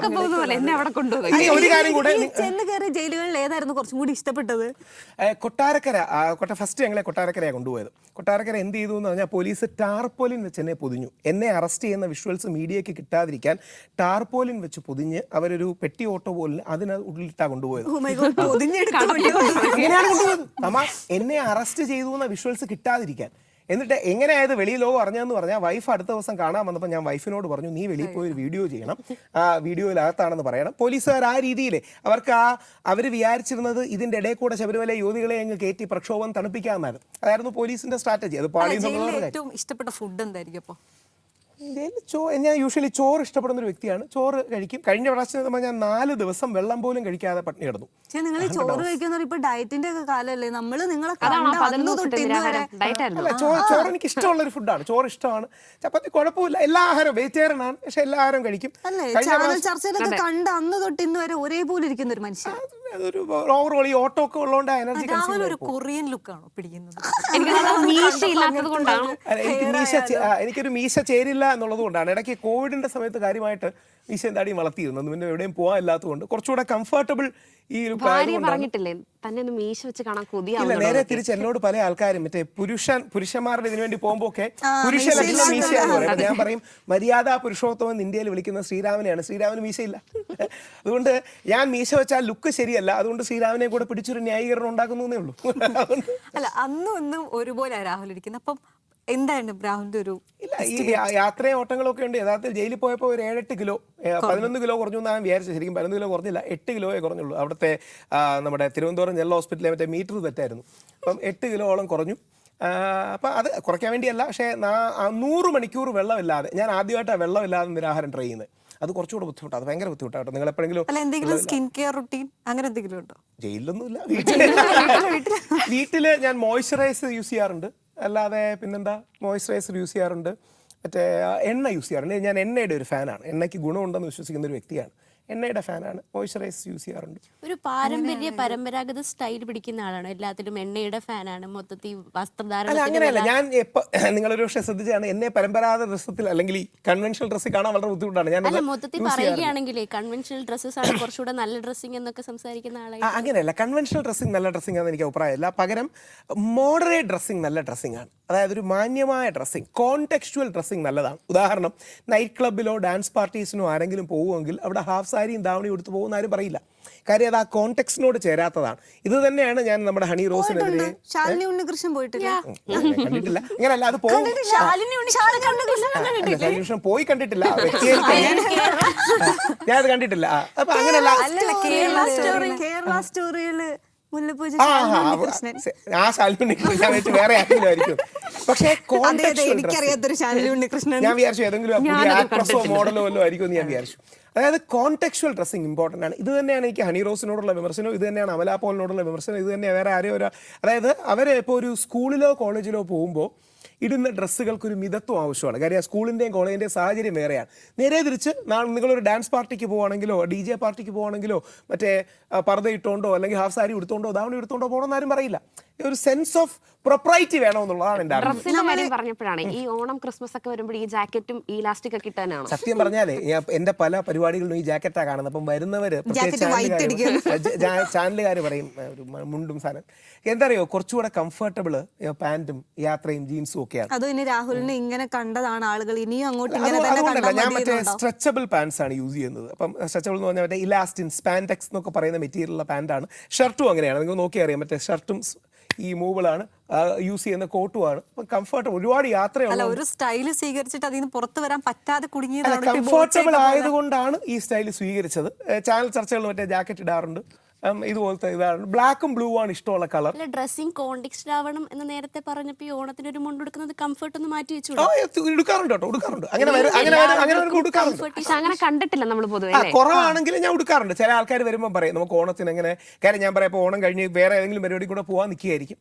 മുണ്ടൊക്കെ ഉടുത്തുകൊണ്ട്, മുണ്ട് നല്ല ഡ്രസ്സാണ്, പക്ഷെ ഉടുക്കാൻ ചില ബുദ്ധിമുട്ടുകളും മറ്റും ഉള്ളതുകൊണ്ട് ഞാൻ പറയും നല്ലതാണ്. ഞാൻ എന്നാൽ പൂജയ്ക്കൊക്കെ പോകുമ്പോൾ, ഇപ്പോൾ എല്ലാം മുത്തശ്ശൻ്റെ കൂടെ പൂജയ്ക്കൊക്കെ മറ്റേ പരികർമ്മിയായിട്ടൊക്കെ പോകാറുണ്ടായിരുന്നു. അപ്പം മുണ്ടും തറ്റും ഒക്കെയാണ് ഉടുക്കുന്നത്. അപ്പൊ ചിന്തിക്കാറുണ്ടോ എല്ലാ ആളുകൾക്കും അങ്ങനെ ഒരു പ്രശ്നം ഉണ്ടാവും, കംഫർട്ട് ഇഷ്യൂ, അല്ലെങ്കിൽ അവർക്ക് ഇതാണ് ഇത് ഓക്കെ എന്നുള്ളത് എല്ലാവർക്കും ആ സാധനം ഉണ്ടാവില്ലേ? എല്ലാ സാധനം ഉണ്ടാവും. ആ കംഫർട്ട് ഇമ്പോർട്ടൻ്റ് ആണ്. ആ കംഫർട്ടിൻ്റെ ഒരു ബാലൻസിൽ പിടിച്ചാൽ മതി എന്നുള്ളതാണ് എൻ്റെ ഒരു ആർഗ്യുമെൻറ്റ്. കംഫർട്ടിൻ്റെ ഒരു ബാലൻസ് പിടിക്കണം, പ്രൊപ്പറേറ്റി ഉണ്ടാവണം. ഇപ്പം ഞാൻ നാളെ ഏതെങ്കിലും ഒരു DJ ഡാൻസ് ബാറിൽ മറ്റേ തറ്റു കൊടുത്തുകൊണ്ട് പോയാലോ, ആ തട്ട് എന്താ നല്ല ഡ്രസ്സല്ലേ, അമ്പലത്തിൽ പോകുമ്പോൾ പോകാൻ കഴിയുന്ന ഡ്രസ്സല്ലേ തട്ട്, അതുകൊണ്ട് എന്താ DJ പാർട്ടിക്ക് പോയി ചോദിച്ചാൽ അതിനർത്ഥമില്ല. ഓരോ സ്ഥലത്തിനും അതിൻ്റെതായ ചില ചിട്ടവട്ടങ്ങളും മര്യാദകളും ഉണ്ട്. ആ മര്യാദകളെ അതിലംഘിക്കാത്തൊരു കാര്യം വേണമെന്ന് ആ സമൂഹം, കൾച്ചർ, അതിനെ മാറ്റുന്നതിന് യാതൊരു പ്രശ്നവുമില്ല. പക്ഷെ അങ്ങനത്തെ കാര്യങ്ങൾ ഉണ്ടല്ലോ. നമ്മൾ ഈ യൂട്യൂബ് ചാനലിന്റെ കാര്യം പറഞ്ഞു. ശരിക്കും രാഹുൽ എന്താ ചെയ്യുന്നത്, എന്താണ് പണി? ഞാൻ ഏകദേശം 18, നിങ്ങൾ അറിഞ്ഞിരിക്കേണ്ടതാണ്, 18 വർഷമായിട്ട് എഡ്യൂക്കേഷൻ ഫീൽഡിൽ നിൽക്കുന്ന വ്യക്തിയാണ്. വളരെ കാര്യമായി ഒരുപാട് എന്താ പറയുക, ഒരുപാട് ജനറേഷൻസ് ഓഫ് ടീച്ചേഴ്സിനെയും മറ്റും മോൾഡ് ചെയ്യുന്നൊരു വ്യക്തിയാണ്. ടീച്ചർ ട്രെയിനിങ്ങും നമ്മുടെ കേരള ഗവൺമെൻറ് അടക്കം വ്യത്യസ്ത ഗവൺമെൻറ്റുകളുടെ പ്രധാനപ്പെട്ട എഡ്യൂക്കേഷൻ പ്രോജക്ട്സ് നടപ്പിലാക്കിയ ഞങ്ങളുടെ കമ്പനിയാണ്. ഇപ്പോൾ ഫിൻലാൻഡ് ഗവൺമെൻറ്റുമായിട്ട് ചേർന്ന്, ഫിൻലാൻഡ് എഡ്യൂക്കേഷനുമായിട്ട് ചേർന്ന് ഇന്ത്യയിലെ മിഡിൽ ഈസ്റ്റിലെയും ബെസ്റ്റ് സ്കൂൾസിലെ ഫിൻലാൻഡിലേക്ക് കൊണ്ടുപോകുന്നുണ്ട്. അപ്പോൾ എഡ്യൂക്കേഷനാണ് കോർ മേഖല. പല ആൾക്കാർക്കും ഈ എഡ്യൂക്കേഷൻ എന്ന മേഖല അറിയാറില്ല, ഞാൻ അറിയിക്കാറുമില്ല. ഇത് തമ്മിലൊരു ഡിമാർക്കേഷൻ വെക്കും, ഇല്ലെങ്കിൽ നാളെ എഡ്യൂക്കേഷൻ പ്രൊഫൈൽ കൊണ്ട് ഇവർ പൊങ്കാലയിടും. അപ്പോൾ അത് വേറൊരു പ്രശ്നമാണ്. ഏതാ രാഹുലിന് ഏറ്റവും ഇഷ്ടം? എഡ്യൂക്കേറ്റർ ആയിട്ട് ഇരിക്കുന്നതാണോ അതെ ചാനൽ ഡിബേറ്ററും പബ്ലിക് പോളിസിയാണ്. എഡ്യൂക്കേഷൻ ഒരു ബ്രെഡ് ആൻഡ് ബെറ്ററിന് വേണ്ടിയും ലൈഫിന് വേണ്ടിയും ചെയ്യുന്നതാണ്. എന്റെ ഒരു ഓർമ്മ ശരിയാണെങ്കിൽ ഒരു 20-15 വർഷം മുമ്പ് കിരൺ TV ആങ്കർ 2006, ഇപ്പം കൃത്യം പറഞ്ഞ 20 വർഷം, 2006 കിരൺ TV ആയിരുന്നു അന്ന് തുടങ്ങിയ ഏറ്റവും പ്രധാനപ്പെട്ട ചാനൽസ് ഒന്ന്. കിരൺ ടിവിയിൽ മോർണിംഗിൽ ഇന്നത്തെ ചിന്താ വിഷയം എന്നൊരു പരിപാടി ഉണ്ടായിരുന്നു. അതിൽ ഈ സംസാരം തന്നെയായിരുന്നു അതോ കോൾ വരുമ്പോ എടുക്കുന്നതായിരുന്നു? അതിൽ രണ്ടും ഉണ്ട്, സംസാരമുണ്ട്, കോൾ വരുമ്പോൾ എടുക്കുന്നതും ഉണ്ട്. എൻ്റെ പരിപാടി മാത്രമായിരുന്നു അതിലൊരു സീരിയസ് പരിപാടി. എനിക്ക് മലയാളം കമ്മ്യൂണിക്കേഷൻ സ്കിൽസ് കുറച്ചുകൂടി ഇമ്പ്രൂവ് ചെയ്യാൻ സാധിച്ചത് ആ പരിപാടിയാണ്. അല്ല, എങ്ങനെയാണ് ആ ഒരു കിരൺ ടിവിയിൽ ആങ്കറിൽ നിന്ന് ഇന്നത്തെ ഒരു സാമൂഹിക വിപ്ലവകാരി? ഞാൻ അടിസ്ഥാനപരമായി ഇടപെടുന്ന 2-3 വിഷയങ്ങൾ വളരെ പ്രസക്തമാകുകയും അത് വിജയിക്കുകയും അല്ലെങ്കിൽ വിജയത്തോട് അടുത്ത് നിൽക്കുകയും ചെയ്തുകൊണ്ടാണ് അങ്ങനെ ഒരു പബ്ലിക് പെർസോണ ഉണ്ടാകുന്ന 2006 ഞാൻ മാസം മറന്നുപോയി. കിരൺ ടിവിയിൽ വരുമ്പോഴാണ് ഒരു അങ്ങനത്തെ ഒരു പബ്ലിക് പെർസോണ വരുന്നതും. പിന്നെ കിരൺ ടിവിയിൽ മോർണിംഗ് പരിപാടി ഉണ്ടായിരുന്നു. പിന്നീട് കൈരളിയിൽ, കമ്മ്യൂണിസ്റ്റുകാരുടെ കൈരളിയിൽ 1.5 വർഷത്തോളം ഞാൻ വർക്ക് ചെയ്തിട്ടുണ്ട്. ദീപ 9 വർഷത്തോളം കൈരളിയുമായി ബന്ധപ്പെട്ട് വർക്ക് ചെയ്ത ആളാണ്. പിന്നീട് വ്യത്യസ്ത ചാനൽ, കോൺഗ്രസ്സുകാരുടെ ജയ്ഹിന്ദിൽ വർക്ക് ചെയ്തു. അങ്ങനെ വ്യത്യസ്ത ചാനലുകളിൽ വർക്ക് ചെയ്തു. അടിസ്ഥാനപരമായി ഞാനൊരു ഒറേറ്റർ ആക്ടിവിസ്റ്റ്, ആ പ്രൊഫൈലിൽ നിൽക്കുന്ന വ്യക്തിയാണ്. നമ്മൾ നേരത്തെ എഡ്യൂക്കേഷൻ സെക്ടറിന്റെ കാര്യം പറഞ്ഞു. അപ്പോൾ ഇത്രയും വിവരമുള്ള മേഖലയിലൊക്കെ വർക്ക് ചെയ്തിട്ട് എന്തിനാണ് ഈ ചാനൽ ഡിബേറ്റുകളിൽ വന്നിട്ട് ഇവർ വിവരക്കേട് പറയുന്നതെന്ന് ആരെങ്കിലും ഒരുപാട് പേര് അങ്ങനെ പറയാറുണ്ട്. ഞാനപ്പോൾ അവരോട് പറയും, നിങ്ങളുടെ അഭിപ്രായത്തോട് യോജിക്കാത്തതിനെ വിവരക്കേടെന്ന് പറയുന്നതിന് അർത്ഥമില്ല. നിങ്ങൾക്കൊരു നിലപാട് കാണും, പൊസിഷൻ കാണും, ദാറ്റ്സ് ഫെയർ. അതൊരു പബ്ലിക് പോളിസി പൊസിഷനാണ്, അതായിരിക്കില്ല എനിക്ക് യോജിപ്പുള്ളത്. നമ്മൾ ഈ ചാനൽ ചർച്ചയുടെ കാര്യത്തിലേക്ക് വരുമ്പോൾ രാഹുൽ എപ്പോഴും പറയുന്നത് അതായത് ഒരു 3 പോയിന്റ് ഉണ്ട് എന്ന് പറയും. അപ്പോൾ ഈ നമ്മളിപ്പോൾ അന്താരാഷ്ട്ര വിഷയങ്ങളിലേക്ക് പോയാൽ എപ്സ്റ്റീൻ വിഷയത്തിൽ ഒരു 3 പോയിന്റ് കൊടുത്തിട്ടുണ്ടെങ്കിൽ രാഹുൽ അതിനെ ന്യായീകരിച്ച് 3 പോയിന്റായിട്ട് എപ്സ്റ്റീൻ വിഷയം ന്യായീകരിക്കേണ്ട കാര്യമല്ല. പക്ഷേ ശ്രീ ദിലീപിന്റെ വിഷയം സത്യം ദിലീപിനൊപ്പമാണ്, രാഹുൽ മാങ്കൂട്ടത്തിനൊപ്പമാണ് സത്യം, എപ്സ്റ്റീനൊപ്പം അല്ല സത്യം. അതാണ് അതിലെ പ്രശ്നം. ഏതെങ്കിലും അങ്ങനെ നിങ്ങൾക്ക് കേൾക്കാൻ കഴിയുന്ന ഈ പിന്നീട് തെറ്റുകാരെന്ന് അബ്സല്യൂട്ട്ലി തെളിയിക്കപ്പെട്ട ഒരാളെയെങ്കിലും ഞാൻ സപ്പോർട്ട് ചെയ്ത കാര്യം പറയാം. ഒരു 30 സെക്കൻഡ്. എല്ലാ വിഷയത്തിലും എന്തിനാ ഈ പ്രതികളെ സപ്പോർട്ട് ചെയ്തേ? ഏത് പ്രതികളെ സപ്പോർട്ട് ചെയ്യും? ശ്രീ ദിലീപിന്റെ വിഷയത്തിൽ ശ്രീ ദിലീപ് നിരപരാധിയാണ്, അങ്ങനെയല്ലേ വിധി വന്നത്. കേരളത്തിൽ വേറെ ആരെങ്കിലും ആ നിലപാടെടുത്ത് ഓർമ്മയുണ്ടോ? 1-2 എന്നെ പോലെ നമ്മൾ ജയിച്ചില്ലേ? എന്തുകൊണ്ടാണ് ജയിച്ചത്? ഞങ്ങൾ പറഞ്ഞാണ് സത്യം. ആ വിധി വായിച്ചു നോക്കണം. കോടതി വിധി എഴുതി വെച്ചിരിക്കുന്നത് എന്താ അറിയാമോ? Police behaved ഷെയിംലെസ്ലി. ഉളുപ്പ് നാണവും മാനവും ഇതല്ലാതെ കേരള പോലീസ് ബിഹേവ് ചെയ്തു എന്ന് കോടതി വിധിയിൽ എഴുതി വെച്ചിട്ടുണ്ട്. ഇത് എഴുതി വെച്ച എക്സ്പ്ലിസിറ്റ് കാര്യമാണ്, ഈ വെറുതെ പാസിംഗ് കമൻ്റ് അല്ല. ഈ അനീതി കണ്ടപ്പോൾ എതിർത്തതിൽ എനിക്ക് തിരിഞ്ഞു നോക്കും അഭിമാനമാണ്. ഞാനും എൻ്റെ വൈഫും കൂടെ ആദ്യം ചെറിയ പ്രശ്നം ഉണ്ടായി. കാര്യം വൈഫ് ഭയങ്കര മഞ്ജു വാര്യർ ഫാനാണ്, ഞാൻ ദിലീപ് ഫാനാണ്. അപ്പോൾ വൈഫ് ആദ്യം തെറ്റിദ്ധരിച്ചു ദിലീപ് ഏട്ടൻ അല്ലെങ്കിൽ മീഡിയക്കാരെല്ലാം പറയുന്ന പോലെ പുള്ളിക്ക് ഇതിൽ എന്തെങ്കിലും പങ്ക് കാണുമെന്നൊക്കെ. ഞാൻ പറഞ്ഞു 100% കടുക്ക് മണിയുടെ ഇതുപോലും ശ്രീ ദിലീപിനില്ല. ആ ശ്രീ ദിലീപിനെ മനഃപൂർവ്വം കൊടുക്കാൻ ശ്രമിച്ചതാണ്. അത് അവസാനം ശരിയായില്ലേ? രാഹുൽ മാങ്കൂട്ടത്തിൽ ഞാനെടുത്ത നിലപാട് 16 ദിവസം ഞാൻ ജയിലിൽ കിടന്നെങ്കിലും ആ നിലപാടിലേക്കല്ലേ ഹൈക്കോടതിയും മറ്റും എത്തിയത്. അങ്ങനെയാണ് സവാദിന്റെ വിഷയത്തിൽ ഞാൻ എപ്പോഴെങ്കിലും പറയുന്നത് കേട്ടിട്ടുണ്ടോ? സവാദിനെ ന്യായീകരിച്ചില്ല എന്ന് മാത്രമല്ല, രണ്ടാമത്തെ വിഷയത്തെ സവാദിന്റെ വിഷയത്തിൽ എന്നെ 1-2 ചാനൽ ചർച്ചയ്ക്ക് വിളിച്ചു. ഞാൻ ചർച്ചയ്ക്ക് പോയില്ല. കാര്യം ഞാൻ പറഞ്ഞു എൻ്റെ കയ്യിൽ ഫാക്സ് ഇല്ല. ഞാനാണ് അങ്ങനെ ചെയ്യുന്ന ചില ഹാർഡ് ലൈനേഴ്സ് ഞങ്ങളുടെ ഇടയിലും ഉണ്ട്. പുരുഷ കമ്മീഷനല്ല. അവിടെയാണ് പലരും തെറ്റുന്നത്. പുരുഷ കമ്മീഷൻ ഒരു സംഘടനയല്ല, വനിതാ കമ്മീഷൻ ഒരു സംഘടനയല്ലാത്തതുപോലെ പുരുഷ കമ്മീഷൻ ഒരു സംഘടനയല്ല. ഇത് ഗവൺമെന്റ് നമുക്ക് തരേണ്ട സംവിധാനമാണ്. അതായത് ഇതൊരു ഓർഗനൈസേഷൻ അല്ല, ഇതൊരു അർദ്ധ കോടതി സ്വഭാവമുള്ള ഗവൺമെന്റ് ഉണ്ടാക്കേണ്ട കാര്യമാണ്. സവാദിനെ ചില ആൾക്കാർ സ്വീകരിച്ചു, പൾസർ സുനിയെ ചില ആൾക്കാർ സ്വീകരിച്ചു. ഇത് തെറ്റാണ്. ബോബി ചെമ്മണ്ണൂർജി എനിക്ക് ഭയങ്കര ഇഷ്ടവും ആദരവുള്ള വ്യക്തിയാണ്, ഒരുപാട് നല്ല കാര്യങ്ങൾ ചെയ്യുന്ന വ്യക്തിയാണ്. പക്ഷേ പുള്ളി ഹണി റോസിനെ കുറിച്ച് പറഞ്ഞ ഒരു പരാമർശം തെറ്റാണ്. ഈ ദിലീപ് കേസിലെ ഈ സാക്ഷികൾ മുഴുവൻ, ഒരുപാട് സാക്ഷികൾ, നടിമാർ കുറെ പേര് കൂറുമാറിയിട്ടുണ്ടാവും. അതിന്റെ കാരണം എന്തായിരിക്കും? തമാശ എന്താ അറിയോ? ഇത് ഒരുപാട് പേരെ ഇത്രയും പേര് സാക്ഷിയല്ല, ആരാ മാറിയെന്നറിയാമോ? ആരൊക്കെ ഈ സാക്ഷികളെ കൂറുമാറിയെന്നറിയാമോ? കാവ്യ മാധവൻ, നാദിർഷ, സിദ്ദിഖ്, ദിലീപിന്റെ സഹോദരൻ, ഇവരൊക്കെയാണ് കൂറുമാറി എന്ന് പറയുന്നത്. നിങ്ങൾക്ക് തോന്നുന്നുണ്ടോ ആദ്യഘട്ടത്തിൽ കാവ്യ മാധവൻ ദിലീപിനെതിരെ മൊഴി കൊടുത്തു? ഭാമ എന്ത് പറഞ്ഞു? ഭാമ പറഞ്ഞത് എന്ത് കൂറുമാറി? എന്താ കൂറുമാറി? അല്ലല്ല, ഭാമ പറഞ്ഞു മാറ്റി പറയുന്നതല്ല. ഭാമ കേട്ട കാര്യം, അതായത് ഇപ്പം ഡയലോഗ് പറയാമെങ്കിൽ വേണ്ട, ഡയലോഗ് പറഞ്ഞു പോകണ്ട. ശരി, ഈ സാധനം പോലീസുകാർ, ഞാൻ വളരെ ഉത്തരവാദിത്വത്തോടെ പറയുന്നത്, പോലീസുകാർ ഇവർ പറയാത്ത മൊഴി സ്വന്തം കയ്യിൽ നിന്നിട്ട് എഴുതിയിട്ടു. എന്നിട്ട് നാളെ കോടതിയിൽ വരുമ്പോൾ ഇവരോട് ചോദിക്കുമ്പോൾ ഇവർ മാറി പറഞ്ഞു എന്ന് പറഞ്ഞ് ഇവരെ ഹോസ്റ്റയിലാക്കാൻ ചെയ്തു. നിങ്ങൾക്ക് വിശ്വസിക്കാൻ പറ്റൂ?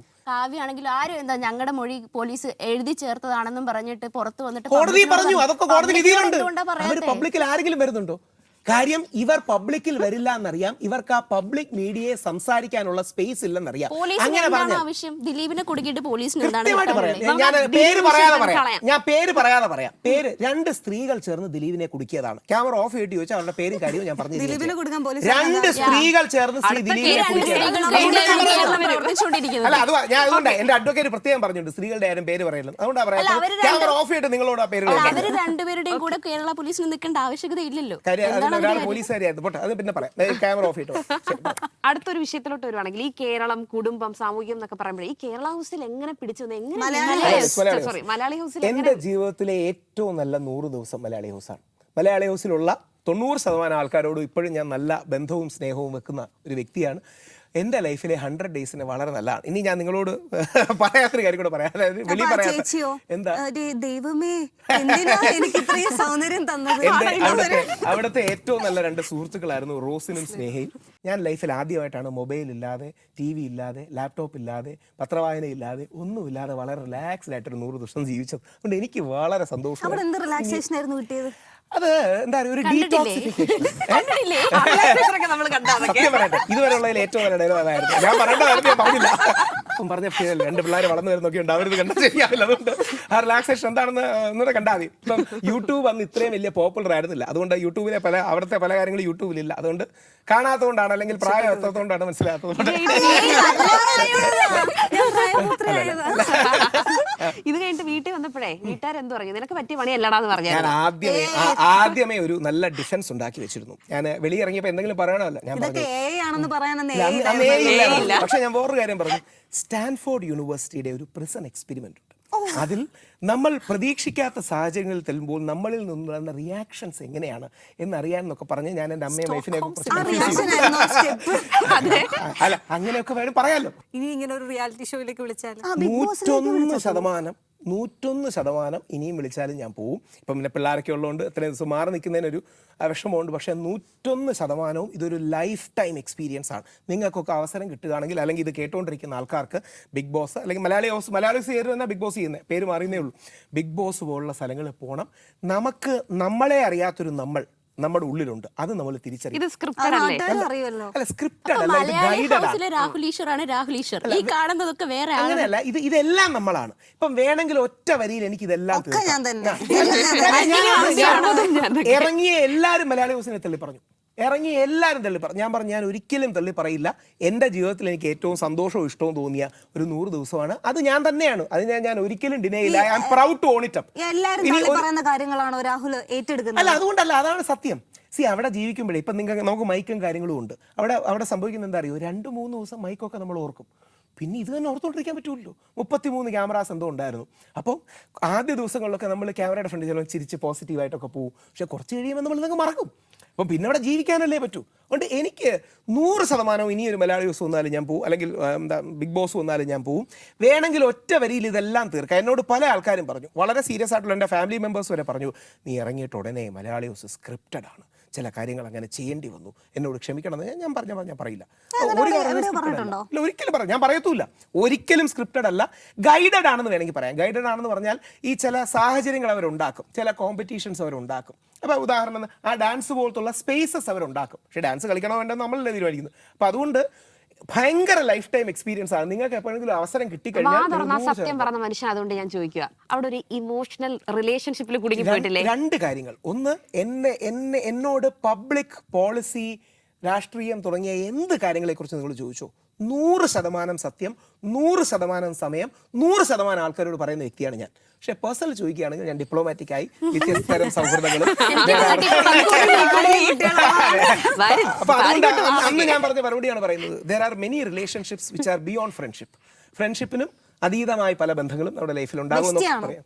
അന്ന് ബെസ്റ്റി എന്ന വാക്ക് ഇത്രയും പോപ്പുലർ അല്ല കേട്ടോ. അന്ന് ശരിക്കും അന്ന് അതാണ് അത് പറയായിരുന്നു അന്ന് ബെസ്റ്റി എന്ന വാക്കും കാര്യങ്ങളൊന്നുമില്ല. അതിന്റെ ഒരു സിറ്റുവേഷൻഷിപ്പ് ആയിരുന്നു എന്ന് പ്രത്യേക ഒരു അന്ന് ശരിക്കും situation. സിറ്റുവേഷൻഷിപ്പ് എന്ന വാക്ക് ഇത്രയും പോപ്പുലർ അല്ല, ബെസ്റ്റി എന്ന വാക്ക് ഇത്രയും പോപ്പുലർ അല്ല. അപ്പൊ അന്ന് ഞാൻ മറ്റേ അക്ഷയ് ഖന്നയുടെ ആമിർ ഖാന്റെ സിനിമ ഉണ്ടല്ലോ, 3 പേരും കൂടെ ഉള്ള അതേതാ? അക്ഷയ് ഖന്ന, ആമിർ ഖാൻ, സൈഫ് അലി ഖാൻ, മറ്റേ ദിൽ ചാത്തായിലെ ഒരു ഡയലോഗാണ്, സൗഹൃദത്തിന് മുകളിൽ പല ബന്ധങ്ങളും ഉണ്ടെന്ന്. അപ്പൊ അതേപോലെ ഞാൻ ഈ വലിയ തത്വമൊക്കെ പറഞ്ഞ് ആണെന്നും അല്ലെന്നും പറയരുത്, വേണമെന്നും വേണ്ടെന്നും പറയരുത്. ഇവിടെ ഈ അടുത്തൊരു മന്ത്രി പറഞ്ഞായിരുന്നു 5000-ലധികം അത്രയൊന്നുമില്ല, എനിക്ക് അത്രയും വിശ്വാസം. അയ്യോ ഞാൻ ആ വിഷയം കണ്ടപ്പോൾ വിചാരിച്ചായിരുന്നു രാഹുൽ എന്താ സപ്പോർട്ട് ചെയ്യാൻ വരാത്തത്. ഇല്ല, ഞാൻ ആ വിഷയത്തിൽ ഇരുന്നപ്പോൾ ഞാൻ പറഞ്ഞു അദ്ദേഹത്തിന്റെ പേഴ്സണൽ കാര്യമാണ്, അൺലെസ് ക്രിമിനൽ ആക്ഷൻ ഇൻവോൾവ് ആണെങ്കിൽ മാത്രമേ. ഞാൻ പിന്നെ വിചാരിച്ചു കുടുംബ പ്രശ്നം ആയതുകൊണ്ട് അതുകൊണ്ടാണ് മനോരമയിൽ ഒന്ന് ചർച്ച ഉണ്ടായിരുന്നു. ഞാൻ പറഞ്ഞു ക്രിമിനൽ ആക്ഷൻ ഇൻവോൾവ് സ്വകാര്യ ജീവിതമല്ലേ, നമുക്ക് എന്തിന്റെ കേടാണ്? 18 വയസ്സ് കഴിഞ്ഞ ആണും പെണ്ണും അവരുടെ വ്യക്തിപരമായ ജീവിതത്തിൽ ക്രിമിനൽ ആക്ടിവിറ്റി ഇല്ലെങ്കിൽ അവർ എന്താ ചെയ്യുന്നുള്ള അവരുടെ വ്യക്തി സ്വാതന്ത്ര്യമാണ്. ലാർജർ ഒരു എത്തിക്കൽ ഫ്രെയിംവർക്ക് ഉണ്ടാകുന്നത് നല്ലതാണ്, പക്ഷേ ക്രിമിനലൈസ് ചെയ്യാൻ അത് പാടില്ല. പക്ഷെ ഞാൻ പിന്നെ വിചാരിച്ചു സേവ് KSRTC എഴുതിയൊരു ബാൻഡും കൊണ്ടുവരും ഗണേശ്. പക്ഷെ പുള്ളി നന്നായി ഡീൽ ചെയ്തു. ശ്രീ ഗണേഷ് കുമാർജി അടുത്ത ദിവസം ക്ഷമ പറഞ്ഞു. പക്ഷെ പുള്ളി ഒരു പറഞ്ഞ വാക്ക് ശരിയല്ല, അത് എല്ലാ ആണുങ്ങളോടും ഞാൻ പറയുന്ന വാക്കാണ്. നമ്മളോട് ഏതെങ്കിലും പെണ്ണ് ഉടക്കുമ്പോഴോ മറ്റു പ്രശ്നങ്ങളോ ഉണ്ടാകുമ്പോൾ പെണ്ണ് കേസ് കൊടുക്കരുത് എന്ന് പറയുന്നത് പോലെ ആണ് പെണ്ണ് ഭ്രാന്തിയാന്ന് പറയരുത്. പല ആണുങ്ങൾക്കും ഒരു എസ്കേപ്പ് മെക്കാനിസമായിട്ട് അവർ ഈസി വേ ഔട്ട് എന്തെടുക്കും, അവളുടെ മനോനിലയൊന്നും ശരിയല്ല, അവൾ കുറച്ച് ഹൈപ്പറാണ്, അങ്ങനെ പറയരുത്. നമ്മളോട് ബന്ധം ഉണ്ടായിരുന്ന ഒരു വ്യക്തിയാണ്, ഇഷ്ടം ഉണ്ടായിരുന്ന ഒരു വ്യക്തിയാണ്, ഞങ്ങൾക്ക് തമ്മിൽ അഭിപ്രായ വ്യത്യാസമുണ്ട് എന്ന് മാന്യമായി പറയുക, അല്ലാതെ അവള് ഭ്രാന്തിയാണെന്ന് പറയുന്ന ഒരു സ്റ്റാൻഡ് ശരിയല്ല. നമുക്കത് ഒരു ഗെയിമിലോട്ട് പോകും. ഞാൻ ഗെയിംസിന്റെ ആളാണ്. നമുക്ക് വേണ്ടത് പച്ചയൊരു ഗെയിമാണ്. ഓരോ ക്വസ്റ്റ്യൻസ് തരും, അധികം ചിന്തിക്കാനൊന്നും പാടില്ല, പറയണ്ട ഞാൻ ഉത്തരം പറയുന്ന സ്പീഡിൽ ചോദ്യം ചോദിച്ചാൽ മതി. അത് ഫുള്ള് കൊടുത്തോളാം. തീർച്ചയായിട്ടും നിങ്ങൾ ചോദിക്കും. CPM-ൽ എനിക്ക് ഏറ്റവും ഇഷ്ടപ്പെട്ട 2 നേതാക്കളാണ് A. റഹീമും കടകംപള്ളി സുരേന്ദ്രനും. A. റഹീമിനെ വ്യക്തിപരമായിട്ടും കടകംപള്ളി സുരേന്ദ്രൻ ശബരിമലയെ സപ്പോർട്ട് ചെയ്തുകൊണ്ട്. TV ചർച്ചയിൽ എനിക്ക് ഏറ്റവും പേടി രാജഗോപാലൻ നായർ സാർ എന്നൊരാളുണ്ട്, CPM-ന്റെ ആളാണ്, വൺ ഓഫ് ദി ബെസ്റ്റ്. ഞാൻ 3 പേരെയാണ് ഏറ്റവും നന്നായി കണ്ടിട്ടുള്ളത്. രാജഗോപാലൻ നായർ സാർ ഏറ്റവും പ്രധാനപ്പെട്ട, വളരെ പഠിച്ചിട്ട് വന്നിരിക്കുന്ന ഒരാളാണ്. അത്ര പോപ്പുലർ അല്ല, നിങ്ങൾക്കൊക്കെ അറിയാൻ ചാൻസ് കുറവാണ്, പക്ഷേ ദേവസ്വം ബോർഡിന്റെ പ്രസിഡന്റാണ്.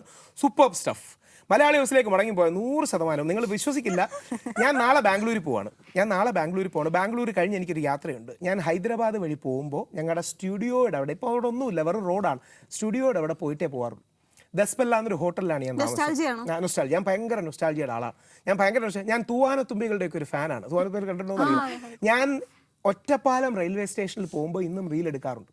ഞാൻ അവിടെ പാലക്കാട് എഞ്ചിനീയറിംഗ് കോളേജിൽ എന്തുവാണെന്ന് തോന്നുന്നു ക്ലാസ് എടുക്കാൻ പോയപ്പോൾ രാത്രി 12 മണിക്ക് ഒറ്റപ്പാലം സ്റ്റേഷനിൽ 100% എന്റെ മാമന്റെ മോളിൽ നിൽക്കുന്ന കാര്യം ജംഗ്ഷനെ ഓർത്തുകൊണ്ട് തന്നെയാണ് പോകുന്നത്. മലയാളി ഹൗസിന്റെ ഇപ്പം 13 വർഷമായി. 2013 ആ പരിപാടി വന്നത്.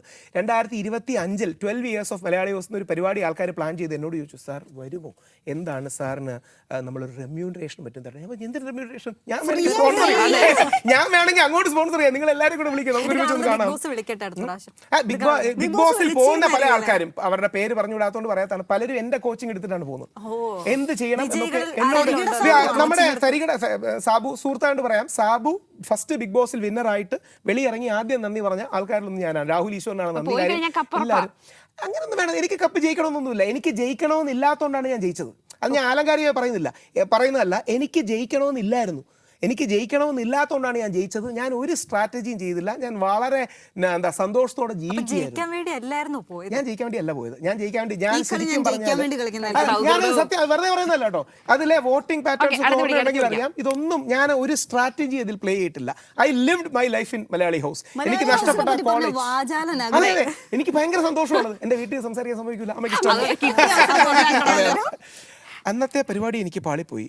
അന്നത്തെ പാളിപ്പോയി എന്ന് പറഞ്ഞാൽ എന്റെ കയ്യിൽ നിന്ന് പോയി മോനെ.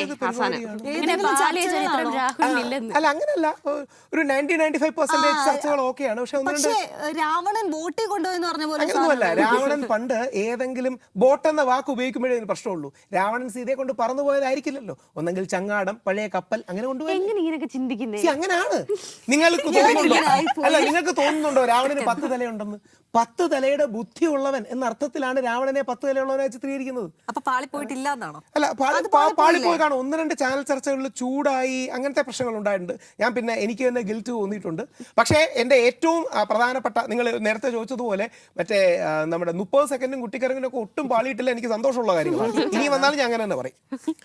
ഒന്ന് പൊടിക്കടങ്ങണമെന്ന് കോടതിയുടെ അടക്കം വിമർശനങ്ങൾ വന്നപ്പോൾ, അതായത് പലപ്പോഴും സ്ത്രീ വിഷയങ്ങളിൽ സ്ത്രീകൾ കള്ളം പറയുകയാണെങ്കിൽ പോലും ഒരു മയത്തിനും ഒന്ന് ടോൺ ഡൗൺ ചെയ്യണം. അത് പോലീസുകാരനോട് പറഞ്ഞു. പല പോലീസുകാരും നമ്മളെ ഉള്ളിൽ സപ്പോർട്ട് ചെയ്യുന്നവരാണ്. അവർ നമ്മളോട് ഒന്ന് പറഞ്ഞു, നിങ്ങൾ ഇവിടെ 10 പറഞ്ഞാൽ താഴെ നിൽക്കുന്നവന്മാർ 100 പറയും, അതുകൊണ്ട് നിങ്ങളൊരു 2-3 ഒരു യൂണിറ്റ് പറയുക, അങ്ങനെയാണെങ്കിൽ കുറച്ചുകൂടി ടോൺ ആവും. അത് നല്ല വിമർശനമായിരുന്നു, അത് ഞാൻ സ്വീകരിച്ചു, അത് അക്സെപ്റ്റ് ചെയ്തു, അത് കറക്റ്റാണ്. ഒരു പൊടിക്കൊന്ന് ടോൺ ഡൗൺ ഈ സ്ത്രീ വിഷയങ്ങളിൽ കൊണ്ടുവരണമെന്നുള്ളത് വളരെ കറക്റ്റാണ്. ചർച്ചകളിൽ ഏറ്റവും ഇഷ്ടപ്പെട്ട എതിരാളി ഒരുപാട് പേരുണ്ട്. സ്വരാജ് സഖാവ് നല്ലതാണ്. CPM-ലെ സ്വരാജ് സഖാവ്, ഓരോ പാർട്ടിയിൽ നിന്നും പറയാം, അപ്പോൾ എല്ലാവരും ആവുമല്ലോ. സ്വരാജ് സഖാവ് നല്ലതാണ്. ഒരു സെൻറ്റർ ടു റൈറ്റ് നിൽക്കുന്നതിൽ ശ്രീജിത്ത് പണിക്കർ നല്ലതാണ്. സന്ദീപ് വാര്യർ കോൺഗ്രസിൽ നിന്ന്, നമ്മുടെ BJP ആയിരുന്നു, കോൺഗ്രസ്, സന്ദീപ് വാര്യർ നല്ലതാണ്. ബൈജു കൊട്ടാരക്കര പിന്നെ അങ്ങനെ ആർഗ്യുമെന്റ്സ് ഒന്നുമില്ല, പുള്ളിക്ക് വൈകാരികത മാത്രമേ ഉള്ളൂ. ഇവർ വളരെ ആർഗ്യുമെന്റ്സോട് കൂടി സ്ട്രോങ് ആയി വരുന്നതാണ്. ഞങ്ങൾ ഒരുമിച്ച് എൻ്റെ പേര് ജനകീയ കോടതിയിലും ബൈജു കൊട്ടാരക്കര ഉണ്ടായിരുന്നു. വ്യക്തിപരമായ ദേഷ്യമൊന്നുമില്ല, പക്ഷേ ആശയപരമായ ദേഷ്യം മാത്രമേ ഉള്ളൂ. അപ്പം ഇവരെല്ലാം നല്ലതാണ്. രാജഗോപാൽ നായർ സാർ നല്ലതാണ്. നിങ്ങൾക്ക് അറിയില്ലെങ്കിലും പ്രവീൺ പരമേശ്വർ എന്നൊരാളുണ്ട്, എൻ്റെ കൂടെ എൻ്റെ ഓഫീസിൽ തന്നെ ഉള്ള ഒരാളാണ്, നമ്മുടെ ലീഡിങ് ആളാണ്. പുള്ളി ഭയങ്കര മിടുക്കനാണ്. ഇതുപോലത്തെ കുറച്ച് ആൾക്കാരുണ്ട്. അപ്പം അവരെന്നും പലപ്പോഴും നമ്മുടെ ഇടയ്ക്ക്, ഞാൻ ഈ ചർച്ചകളിൽ പോകുമ്പം സ്വീകരിക്കുന്ന പോളിസി, ഞാൻ കമലഹാസനാവില്ല, ഞാൻ വിജയുടെ ആളാണ്. അതായത് നമ്മൾ കുറേ കൂടെ മാസിൻ്റെ ആളാണ്. മാസിൻ്റെ ലാംഗ്വേജ് പറഞ്ഞാൽ നാട്ടുകാർക്ക് മനസ്സിലാവും. അല്ലാതെ കമലഹാസൻ്റെ സ്റ്റാൻഡേർഡിൽ നിന്ന് ഭയങ്കര കട്ടിക്ക് പറഞ്ഞ സാധാരണക്കാർക്ക് മനസ്സിലാവില്ല. അതുകൊണ്ട് ഞാൻ കുറച്ചുകൂടെ സാധാരണക്കാരിലും കൂടെ എനിക്കൊന്ന് പൊട്ടിക്കാൻ തോന്നിയ ആളാണ്. അങ്ങനെ പൊതുവേ ഞാൻ വയലൻ്റായ ഒരു വ്യക്തിയല്ല. അങ്ങനെ പൊട്ടിക്കാൻ അധികം ആൾക്കാർ തോന്നിയിട്ടില്ല. പക്ഷേ പല ആൾക്കാർ പച്ച കള്ളം പറയുമ്പോൾ ഭയങ്കരമായിട്ട് ദേഷ്യം തോന്നാറുണ്ട്. അങ്ങനെ ചിലപ്പം ചൂടാൻ ഉണ്ട്. ഞാൻ മുഖ്യമന്ത്രിയായാൽ 100% പുരുഷ കമ്മീഷനാണ് ആദ്യം കൊണ്ടുവരിക. അത് 16 ദിവസം ജയിലിലൊക്കെ കിടന്നപ്പോൾ എത്ര പേരാണ് കള്ളപ്പരാതികൾ കിടക്കുന്നത് നിങ്ങൾക്കറിയാമോ? എത്ര പേർ. രാഹുൽ മുഖ്യമന്ത്രിയായ കേരളത്തിന് ഇപ്പൊ അത്യാവശ്യമുള്ളത് പുരുഷ കമ്മീഷനാണെന്നാണ്. ഒരു സംശയവുമില്ല. കേരളത്തിൽ നിന്ന് ഏറ്റവും അത്യാവശ്യം ഒരുപാട് പ്രശ്നങ്ങളുണ്ട്. പക്ഷേ ഒരു കാര്യമല്ലേ നമുക്ക് പറയാൻ പറ്റും. നിങ്ങൾ എന്റെ കൺകണ്ട ദൈവമാണ്. ഒരുപാട് പേര് പറയാറുണ്ട്. ഞാൻ പറഞ്ഞത് അങ്ങനെ വിളിക്കണ്ട. പക്ഷേ നമുക്ക് പുരുഷ കമ്മീഷൻ വേണം. ഞാൻ ആളുടെ പേര് പറയുന്നില്ല. എൻ്റെ കയ്യിൽ നിന്ന് കാശ് കൊടുത്ത് 20,000 രൂപയ്ക്ക് ഒരു ലീഗൽ സപ്പോർട്ടിന് വേണ്ടി ഒരാളെ എടുത്തിട്ടുണ്ട്. സിനിമയിൽ എനിക്ക് വേണ്ട വേഷം അത് ഞാൻ സീരിയസ്ലി ചിന്തിക്കാത്തൊരു വിഷയമാണ്. 1-2 സിനിമ ഓഫേഴ്സും മറ്റും കാര്യങ്ങൾ വന്നിട്ടുണ്ട്. എനിക്ക് ഒരുപാടല്ല 2-3 തമിഴ് സിനിമയെ നടക്കും 1-2 ഓഫർ വന്നിട്ടുണ്ട്. സൂര്യയുടെ ഒരു സിനിമയിൽ സൂര്യയുടെ ബ്രദറായിട്ടൊക്കെ ഒരു വേഷം വന്നു. പക്ഷേ നമുക്ക് അതിനുള്ള സ്കില്ലില്ല. സൂര്യയുടെ ബ്രദറായിട്ട് അല്ല ഇപ്പൊ ഒന്നുമല്ല. ഇപ്പം 2014 2014 അത് സൂര്യയുടെ ബ്രദറായിട്ടോ മറ്റോ. അപ്പം എനിക്ക് സിനിമയിൽ റിയൽ ലൈഫിൽ വലിയ താല്പര്യമില്ല. എൻ്റെ ജീവിതം സിനിമയായാൽ എന്ത് പേരിടും? പുരുഷ കമ്മീഷൻ പേരിട്ട് വരല്ല.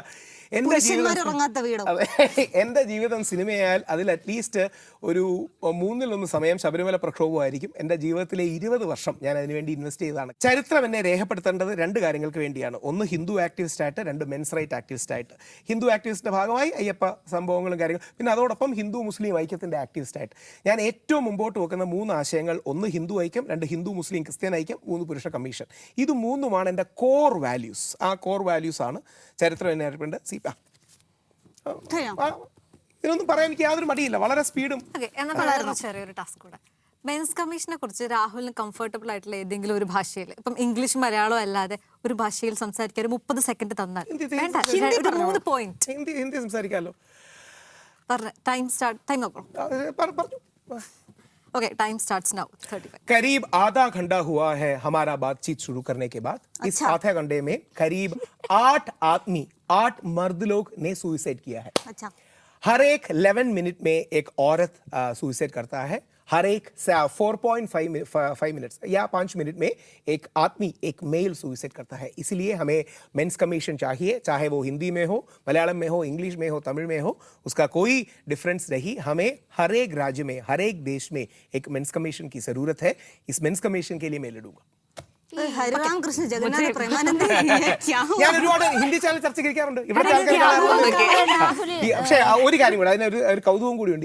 ഈ ഹിന്ദി ചാനൽ ചർച്ച ഇരിക്കുമ്പോൾ മലയാളത്തിന്റെ ഇംഗ്ലീഷിന്റെ അത്രയും ഫ്ലുവൻ്റ് അല്ല. അതുകൊണ്ട് ഞാൻ എഴുതി കൊണ്ടുപോയൊരു സാധനം ഉണ്ടാവും. ആദ്യത്തെ 3-4 വരി അവരെന്ത് ചോദിച്ചാലും ഞാൻ ഇതേ പറയും. തെലുങ്ക് വരില്ല, പാട്ടുകളൊക്കെ അറിയാം. അപ്പൊ അതുകൊണ്ട് അങ്ങനെ എനിക്കൊരു ഇതും പറ്റിയിട്ടുണ്ട്. അപ്പൊ അവരെന്ത് ചോദിച്ചാലും ഞാൻ എഴുതി കൊണ്ടുപോയതേ പറയും. പിന്നീട് ഈ ചാനൽ ചർച്ചകൾ, നിങ്ങളുടെ ഇതുപോലത്തെ പരിപാടിയിൽ പറ്റിയ രസകരമായ ഒരു കാര്യം പറയാം. ഞാൻ ഇതുപോലെ ചർച്ചയ്ക്ക് ചെന്നിരുന്നു. ഫോൺ അത്ര ക്ലാരിറ്റി ഉണ്ടായിരുന്നില്ല. അതുകൊണ്ട് 2-3 പ്രാവശ്യം അവരോട് വിഷയം ചോദിച്ചിട്ടും എനിക്ക് കിട്ടിയില്ല.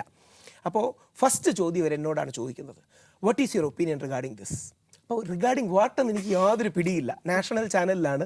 അപ്പോൾ ഞാനും വേറൊരാൾ മാത്രമേ ഉള്ളൂ. അപ്പോൾ എനിക്ക് ഒരു പിടിയില്ല. ഞാനപ്പോൾ അവിടെ this is good but there are some things you need to think about. അപ്പോൾ അവർ ചോദിച്ചു, ഈസ് ദിസ് ഗുഡ്? അപ്പോൾ എനിക്ക് മനസ്സിലായി എൻ്റെ പോയിന്റ് അതല്ല. ഞാൻ know this is not that good but there are some aspects. അപ്പോൾ ഒന്നും പറയാതെ 1.5 മിനിറ്റ് ഞാൻ തപ്പി. അതിനുശേഷമാണ് ഹിന്ദു എന്ന പത്രത്തിലെ എൻ റാം സാറായിരുന്നു അപ്പുറത്തിരിക്കുന്നത്. അപ്പോൾ അദ്ദേഹത്തോട് ചോദിച്ചു, ശരിക്കും ശങ്കരാചാര്യരുടെ അറസ്റ്റ് ആയിരുന്നു? ഞാൻ പറഞ്ഞു, no no no no this is not at all good, this is very bad. ഞാൻ അറിഞ്ഞില്ലാത്തതുകൊണ്ടാണ്. അങ്ങനെയാണ് നമ്മുടെ EP ജയരാജനെ മറ്റേ മുഹമ്മദ് അലി മരിച്ചു എന്ന് പറഞ്ഞൊരു വിഷയം നിങ്ങൾ കണ്ടു കാണും.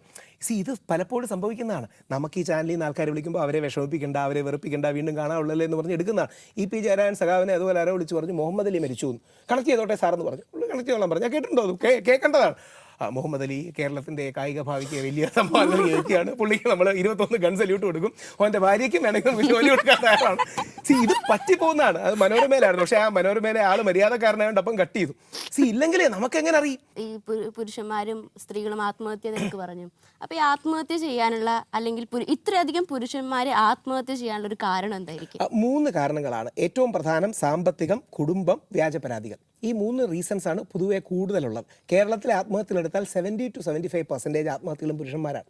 20-25% മാത്രമേ സ്ത്രീകൾക്കുള്ളൂ. പിന്നെ 2, നിങ്ങൾക്കില്ലാത്ത ഞങ്ങൾക്ക് ജനിച്ചു വരുമ്പോൾ ഏറ്റവും വലിയ പ്രശ്നം, ചെറിയ പ്രായം തൊട്ടേ നീ കരയരുത്, നീ വിഷമിക്കരുത്, നീ പെണ്ണല്ല, നീ ആണാണ്, അതുകൊണ്ട് നീ ഇങ്ങനെ മോങ്ങരുത് തുടങ്ങിയ കാര്യങ്ങൾ പറയും. ഇതുകൊണ്ട് ഞങ്ങളുടെ വേദന, വിഷമം ഉള്ളിൽ സപ്രസ് ചെയ്ത് വരും.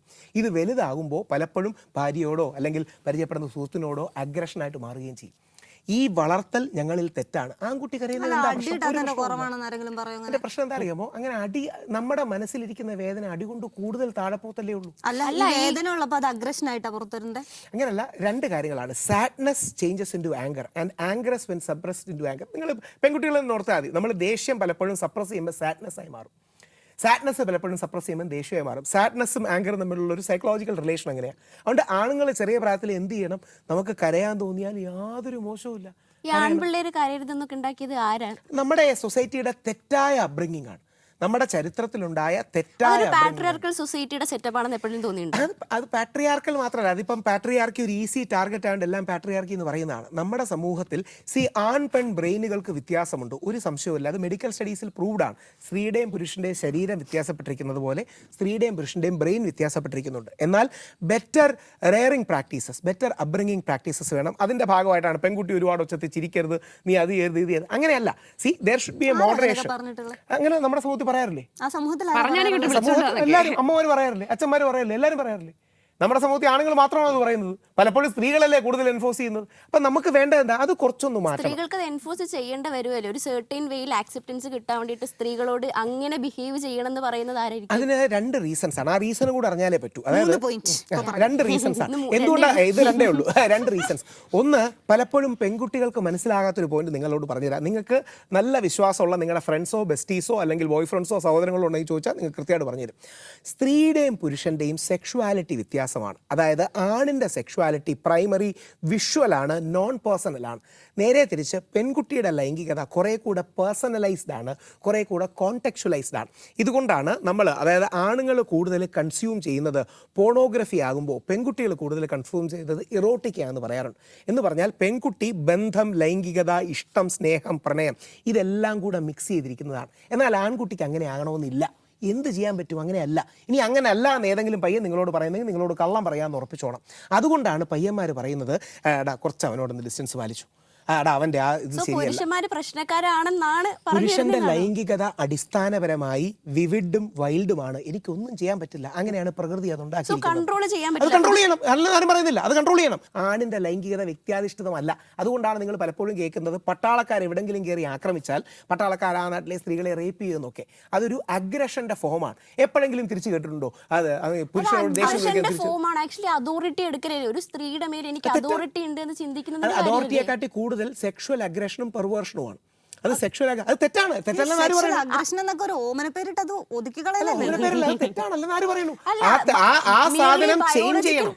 മിയർലി ബയോളജിക്കൽ ആണെന്നും അതിനുവേണ്ടി പുരുഷന്മാർക്ക് മുഴുവൻ ട്രെയിനിങ് കൊടുക്കണമെന്നും മിയർലി ബയോളജിക്കൽ അല്ല, ഇതൊരു ഫാക്റ്റ് ആണ്. ഈ ഫാക്റ്റിനെ ഞാൻ ഉണ്ടാക്കിയതല്ല. നമ്മുടെ ബ്രെയിനുകൾ കൺസ്യൂം ചെയ്യുന്ന രീതിയിൽ 80%, ഞാൻ ഒരു കണക്ക് പറയാം, 80 എന്നൊരു റെഫറൻസ് സ്റ്റഡി ഇല്ല, പക്ഷേ ജനറലി ഇപ്പം ഞാൻ ഇതിൻ്റെ സോഴ്സ് പറയുകയാണെങ്കിൽ ലുവാൻ ബ്രിസൻഡൈൻ ഫീമെയിൽ ബ്രെയിൻ പോലുള്ള പുസ്തകങ്ങളിലുണ്ട്.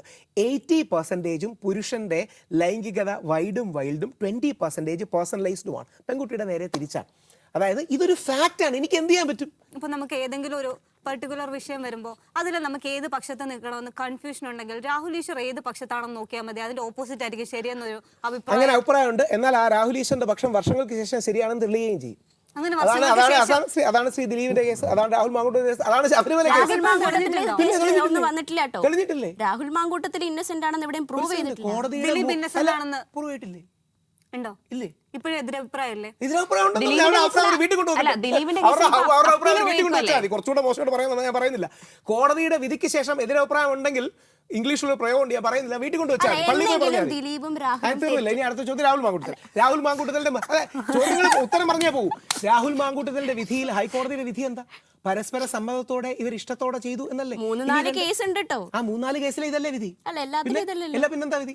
ആദ്യത്തെ, രണ്ടാമത്തെ, മൂന്നാമത്തെ കേസ് തന്നെ വിധി. ഇതിപ്പം പറയുന്നതിന്റെ കാര്യം എന്താ അറിയോ? ഞാൻ ഡീറ്റെയിൽ ചെയ്യുന്നില്ല, കാര്യം നാളെ എന്റെ ജാമ്യം ക്യാൻസൽ ചെയ്യണമെന്ന് പറഞ്ഞു. 16-ാം തീയതിയാണ് പോലീസ് പോയിട്ടുണ്ട്. അതുകൊണ്ട് അത് പറയുന്നില്ല. ഇനി 2, റേപ്പ് ചെയ്ത ഒരു പുരുഷന് ആരെങ്കിലും 10,000 രൂപ അങ്ങോട്ട് കൊടുക്കൂ? നിങ്ങൾക്ക് അങ്ങനെ മാനിപുലേഷൻ കോഹിഷൻ എന്നൊക്കെ കേട്ടിട്ടുണ്ടാവും, വിശ്വസിക്കുന്നു. ഒരു സെക്കൻഡ്, ബലാത്സംഗം ചെയ്ത് മുഖത്തടിച്ചു തുപ്പിയ പുരുഷന് ഒരാഴ്ച കഴിയുമ്പോൾ 10,000 രൂപ വിഷുക്കൈ. ഗാർഹിക പീഡനങ്ങൾ സഹിക്കുന്ന സ്ത്രീകളെ പറ്റി കേട്ടിട്ടുണ്ട്. അതിന്റെ കാരണം ഈ പെൺകുട്ടി വേറെ മാരീഡ് അല്ലേ? മാനിപുലേഷൻ എന്ന് കേട്ടിട്ടില്ല. ഈ പെൺകുട്ടി അറിഞ്ഞൂടെ? അടുത്ത ചോദ്യം, രാഹുൽ മാങ്കൂട്ടത്തിലും ദിലീപും ഈ പറയുന്ന ആളുകളെല്ലാം കുറ്റവാളികളാണെന്ന്, നിരപരാധികളല്ലെന്ന് എന്നെങ്കിലും വിധി വരികയാണെങ്കിൽ രാഹുൽ പൊതുസമൂഹത്തിനോട് മാപ്പ് പറയും? തിരിച്ച് ഇതുവരെ ദിലീപിന്റെ കാര്യത്തിൽ വിധി വന്നല്ലോ. ഞാൻ ഈ വന്ന ദിലീപേട്ടനോട് മാപ്പ് പറയേണ്ട ആരെങ്കിലും മാപ്പ് പറഞ്ഞോ? ദിലീപേട്ടനോട് മാപ്പ് പറയേണ്ട, സോറി ദിലീപേട്ട തെറ്റിപ്പോയി. ഹൈക്കോടതി സുപ്രീം കോടതി വിധി വന്നെങ്കിൽ ഈ പറഞ്ഞ എല്ലാ കേസിലും അപ്പീൽ പോയിട്ടുണ്ട്. വിധി വന്നതിന് ശേഷം എന്നുള്ള ഒരു കാര്യം കൂടി അറിയണം.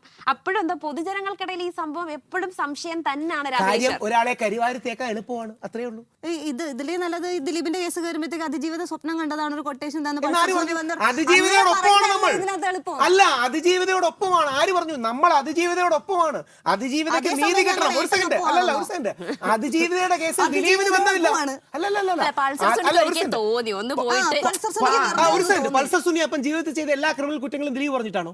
പൾസർ സുനി മുമ്പ് പ്രമുഖ നടിയെ തട്ടിക്കൊണ്ടുപോകാൻ ചോദിച്ചിട്ടുണ്ട്. പൾസർ സുനിയുടെ ജീവിതത്തിൽ ചെയ്ത എല്ലാ കുറ്റങ്ങളും ദിലീപ് പറഞ്ഞിട്ടാണോ? പ്രമുഖ നടിയെ തട്ടിക്കൊണ്ടുപോകാൻ പൾസർ സുനിക്കുള്ള മോട്ടീവ് എന്തായിരുന്നു? പൾസർ സുനി ഇതിനു മുമ്പ് ഒരു നടിയെ, പ്രമുഖ നടിയെ തന്നെ തട്ടിക്കൊണ്ടുപോകാൻ ശ്രമിച്ചിട്ടുണ്ട്. പൾസർ സുനി എന്തിനാ ചെയ്തത്? ദിലീപ് പറഞ്ഞിട്ടാണോ? അതായത് ആ പ്രമുഖ നടി ആരാ നിങ്ങൾക്ക് അറിയായിരിക്കും. അതായത് വളരെ പ്രമുഖമായ പൾസർ സുനി മുമ്പത്തെ നടിയെ തട്ടിക്കൊണ്ടു എന്തിനാ? ദിലീപ് പറഞ്ഞിട്ടാണോ? പൾസർ സുനി ഒരു ക്രിമിനലാണ്. പൾസർ സുനി ക്രിമിനൽ ഇന്റൻഷനോടുകൂടി ചെയ്തതിന് ദിലീപ് എന്ത് വിളിച്ചു? നിങ്ങളെ പോലുള്ളവരെ പറ്റിക്കാൻ വേണ്ടി പോലീസ് ഉണ്ടാക്കിയ പറാട്ട് നാടകമാണ് ആ സാധനം. ചോദ്യങ്ങൾ എനിക്ക് ക്രിക്കറ്റിൽ വരുന്ന ബോളുകളെ പോലെയാണ്, എളുപ്പം തരും. എറിഞ്ഞിടും, ബൗൺസറുകൾ ആയിരിക്കും. എപ്പോഴും ജയിക്കണമെന്നൊന്നുമില്ല. ഞാൻ കെട്ട് എന്തായാലും അടിച്ചിട്ടെടുക്കാനുള്ളതല്ലേ. ഈ കെട്ടുകളിൽ ഒരു പേരുണ്ട്. അപ്പോ അത് തുറക്കുക, ആ പേരെടുക്കുക, അതിനെ പറ്റി 3 പോയിന്റ്. ഉറപ്പല്ലേ? ഞാൻ ഈ ഒരു കാര്യം 30 സെക്കൻഡ്, 3 പോയിന്റ് 30 സെക്കൻഡ് പറയുന്നത് എന്തിനാ അറിയോ? ഞാൻ ഒരാൾ എന്നോട് വളരെ സീരിയസ് അവരോട് പറയാനുള്ള ഒരു 3 കാര്യം. ഒരാൾ എന്നോട് വളരെ സീരിയസ് ആയിട്ടൊക്കെ വന്ന് പറഞ്ഞു, സാർ കഴിഞ്ഞ ആഴ്ച സാർ ചർച്ചയ്ക്ക് 3 പോയിന്റ് എന്ന് പറഞ്ഞ് 2 പോയിന്റേ പറഞ്ഞുള്ളൂ. ഞാൻ പറഞ്ഞു ഒരു ഗുമ്മിന് വേണ്ടി 3 പോയിന്റ് എന്ന് പറയുന്നതാണ്. 30 സെക്കൻഡ് എന്ന് പറഞ്ഞാൽ 30 സെക്കൻഡ് തീർക്കാറില്ല, ചിലപ്പോൾ 1 മിനിറ്റ് എടുക്കാറുണ്ട്. കമന്റ് അല്ല, അവരെ കുറിച്ചുള്ള നിർദ്ദേശങ്ങളാണ്. അല്ല, തൊപ്പിയെ ഞാൻ മറ്റേ ഇതിൽ 1-2 സോഷ്യൽ മീഡിയയിൽ കണ്ടിട്ടേ ഉള്ളൂ. തൊപ്പിക്ക് ഒരു വൈബ്രൻസും കാര്യങ്ങളൊക്കെ ഉണ്ട്. അപ്പം ഫൗൾ വേർഡ്സ് ഉപയോഗിക്കാതിരുന്നാൽ നല്ലതാണ്. ഒരു there is A thin line, ആ ലൈൻ എന്താ പറയുന്നത്, ക്രോസ് ചെയ്യാതെ പോവുകയാണെങ്കിൽ നല്ലതാണ്. പക്ഷേ തൊപ്പിക്ക് ഒരു വൈബ്രൻസ് ഉണ്ട്. ഞാൻ 1-2 മറ്റേ തൊപ്പിയുടെ വീഡിയോസും മറ്റേ അവരുടെ ഫ്രണ്ട്സൊക്കെ ഇരുന്ന് ചെയ്യുന്നത് കണ്ടിട്ടുണ്ട്. അപ്പോൾ ഒരു എനർജി ഉള്ള ആളാണ്, നന്നായി സോഷ്യൽ മീഡിയ ലെവറേജ് ചെയ്യുന്ന ആളാണ്. നിങ്ങളെല്ലാം ഈ ഓറഞ്ച് എക്കോണമി എന്നാണ് ഈ ക്രിയേറ്റീവ് എക്കോണമി വിളിക്കുന്നത്. ഓറഞ്ച് എക്കോണമിയുടെ വലിയ ഭാഗങ്ങളാണ്. അതുകൊണ്ട് തൊപ്പിക്ക് all the best for the future. ഇതുപോലെ എനിക്കൊരു സുഹൃത്തുണ്ടായിരുന്നു, കിരൺ ടി വിയിൽ, ഓർമ്മയുണ്ടോന്ന് അറിയില്ല, നാഷ്. അന്നത്തെ നാഷ് എൻ്റെ അടുത്ത സുഹൃത്താണ്, സവറിനെ പോലെ നാഷ്. മുടിയൊക്കെ ഉള്ള ആള്. നാഷിന്റെ സവറിനെ പോലെ ഞാനും നാഷുമാണ് എറണാകുളത്ത് തിരിച്ചു താമസിക്കുന്നത്. അപ്പം അന്നത്തെ തൊപ്പിയായിരുന്നു നാഷ്. അപ്പം അതുകൊണ്ട് all the best. Next Saji Nandiyat എനിക്ക് ഭയങ്കര സന്തോഷമുള്ള ഒരാളാണ്. ശ്രീ ദിലീപേട്ടൻ്റെ കേസ് വന്നപ്പോൾ ഞാൻ ഒരു ദിവസം 4-5 ചാനൽ ചർച്ചകളിലൊക്കെ പോയി എല്ലാവരുടെയും ചീത്ത ഞാൻ മാത്രമായിട്ട് കേൾക്കുമായിരുന്നു. ആ ചീത്ത പങ്കിടാനുള്ള ആളായിട്ട് സജിച്ചേട്ടൻ അല്ലെങ്കിൽ ശ്രീ സജി നന്ദിയാട്ട് വന്നിട്ടുണ്ട്. അദ്ദേഹവും വളരെ ധൈര്യപുരസരം ഈ വിഷയങ്ങൾ പറഞ്ഞു. അദ്ദേഹത്തിൻ്റെ ആ കറേജ്, സിനിമാ രംഗത്ത് നിന്നിട്ടും, ഞാൻ സാധാരണക്കാരനാണ്, സിനിമാ രംഗത്ത് നിന്നിട്ടും ഭാരവാഹി ആയിരുന്നിട്ടും ഈ ശക്തമായ സ്റ്റാൻഡ് സത്യത്തിന് വേണ്ടി എടുക്കാൻ, ശ്രീ ദിലീപിന് വേണ്ടി എടുക്കാൻ അദ്ദേഹം ധൈര്യം കാണിച്ചതിന് വലിയ സല്യൂട്ട്. കൊള്ളാം, നല്ല രസമുണ്ട്. വേടൻ്റെ പാട്ടുകൾ എനിക്ക് വേടൻ പ്രൊമോട്ട് ചെയ്യപ്പെടണമെന്ന് ആഗ്രഹിക്കുന്ന ഒരു വ്യക്തിയാണ് ഞാൻ. വേടൻ്റെ രാഷ്ട്രീയം വളരെ വ്യക്തമാണ്. വേടൻ്റെ രാഷ്ട്രീയത്തിൻ്റെ ഘടകവിരുദ്ധ രാഷ്ട്രീയമുള്ള വ്യക്തിയാണ് ഞാൻ. വേടൻ എന്ന് പറയുന്നത് കുറേ കൂടെ ദളിത്, മുസ്ലിം, ഇടത് ഈ സ്റ്റാൻഡ് നിൽക്കുന്ന ആളാണ്. ഞാൻ നേരെ തിരിച്ച് വലതിൽ നിൽക്കുന്ന ആളാണ്. പക്ഷേ വേടനെതിരെയും കുറേ വ്യാജ കേസുകൾ ഇതുപോലെ ഒന്നും ആൾക്കാർ കൊടുക്കാൻ നോക്കി. എന്നാൽ കഴിയുന്ന സപ്പോർട്ട് വേടനെ കൊടുത്തു. വേണ്ടത് അറസ്റ്റ് ചെയ്യപ്പെട്ട കോടതി ശിക്ഷക്കാരാണെന്ന് പറഞ്ഞു. നമ്മുടെ നാട്ടിലെ ബേസിക് നിയമം ചെയ്ത് കാണാം. പക്ഷെ അതുകൊണ്ട് രണ്ടുപേരും തമ്മിൽ ബന്ധം തെറ്റിയ റേപ്പെന്നല്ലോ പറയുന്നത്. വ്യാജപരാതി മാപ്പ് ചെയ്തിടും. വ്യാജപരാതി എന്താ മാപ്പ്? ഞാൻ വായിച്ചില്ല, എന്തായിരുന്നു മാപ്പ്? ഇതുപോലെ തന്നെ എന്താ ഇങ്ങനെ ഒരു കേസ് വന്നിട്ടുണ്ട്, അപ്പൊ എന്റെ ഭാഗത്താണ് തെറ്റ്, മാപ്പ് എന്ന് പറയുന്നത്. ഭാഗത്താണ് തെറ്റെങ്കിൽ പുള്ളിയെ അറസ്റ്റ് ചെയ്തൂടെ? തെറ്റുണ്ടോ സംബന്ധിച്ചാൽ ആ മനുഷ്യനെ എങ്ങനെയും ജീവിച്ചു അതുകൊണ്ട് എനിക്കറിയില്ല. എനിക്ക് അതുകൊണ്ട് തന്നെ വേടനെ ഇഷ്ടമാണ്. ഈ അടുത്തിടയ്ക്ക് കല്യാണമൊക്കെ നടന്നതായി കണ്ടു. വേടന്റെ ആ പാട്ടുകൾ റെവല്യൂഷൻ പീസ്ഫുൾ. അതെന്റെ മോൻ ഇടയ്ക്കിടയ്ക്ക് ചോദിക്കും. എന്റെ മോൻ വീഡിയോ എടുക്കാൻ വരുമ്പോ അച്ഛാ are you going to jail today? അതുകൊണ്ട് വേടനെ ആ കാര്യത്തിൽ ഇഷ്ടമാണ്. വേടന്റെ രാഷ്ട്രീയം കുറച്ചുകൂടെ ഒന്ന് ന്യൂവാൻസ് ചെയ്താൽ നന്നായിരിക്കും. കാശ്മീരി പണ്ഡിറ്റുകളുടെ വിഷയമൊക്കെ കൂടെ വേടനൊന്ന് മെൻഷൻ ചെയ്താൽ നന്നായിരിക്കും എന്നൊരു അഭിപ്രായം. അല്ല, അങ്ങനെയല്ല, കുറച്ചുകൂടെ സെന്റർ ആണോ? ഈ സെൻറ്റർ ലെഫ്റ്റും റൈറ്റും അല്ലാതൊരു സെൻറ്റർ ഉണ്ടല്ലോ. സെൻറ്റർ റൈറ്റോ സെൻറ്റർ ലെഫ്റ്റോ ആകുക എന്നുള്ളതാണ് എനിക്ക് ഭയങ്കര ഇഷ്ടമുള്ള, ഞാൻ ജീവിതത്തിൽ നേരിട്ട് കണ്ട ഏറ്റവും നല്ല മനുഷ്യരിൽ ഒന്നാണ് ശ്രീ സുരേഷ് ഗോപി. ആള് വളരെ പാവമാണ്. വളരെ പാവം എന്ന് പറഞ്ഞാൽ മനസ്സിൽ വരുന്ന അതേപോലെ പറയും. ഇപ്പോഴും പുള്ളിയുടെ ഉള്ളിൽ ഒരു ഭരചന്ദ്രൻ IPS ഉണ്ട്. അത് അദ്ദേഹത്തിൻ്റെ നന്മ കൂടിയാണ്. അതായത് വളരെ സത്യസന്ധമായി മതസൗഹാർദ്ദത്തോടെ പ്രവർത്തിക്കുന്ന, എന്നാൽ ഇമോഷണലി ഈ കാര്യങ്ങൾ പറയുന്ന ഒരു വ്യക്തിയാണ്. പലരും അദ്ദേഹത്തെ തെറ്റിദ്ധരിച്ചിട്ടുണ്ട്. അങ്ങനെയല്ല, തൃശ്ശൂരുകാർ. എനിക്ക് ചിന്തിക്കാതെ പറയാൻ കഴിയുന്ന എന്താ അറിയോ? അത് മനസ്സിൽ ആഴത്തിൽ പതിഞ്ഞു പോയ ഇതാണ്. നാഗചേച്ചി ആരാണ്? ഒരു ആൾദൈവം ടൈപ്പിലിരിക്കുന്ന കുറെ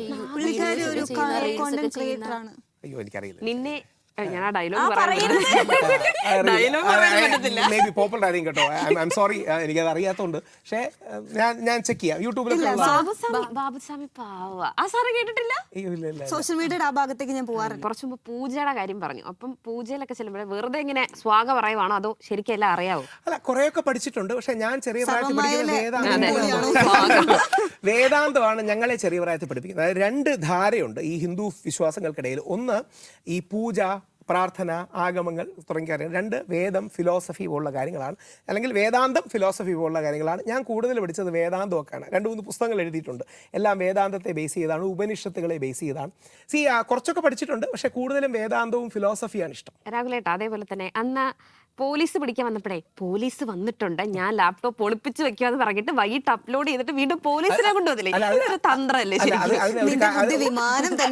അതിന്റെ ഒരു കാര്യമുണ്ട്. കഴിഞ്ഞ പ്രാവശ്യം ഒരു ബന്ധവും ഇല്ലാതെ പോലീസുകാർ വീട്ടിൽ വന്ന് ശബരിമല പ്രക്ഷോഭത്തിൽ ലാപ്ടോപ്പ് എടുത്തുകൊണ്ടുപോയി. എനിക്കത് കിട്ടാൻ 6-7 മാസം കഴിഞ്ഞു. അപ്പോൾ ആ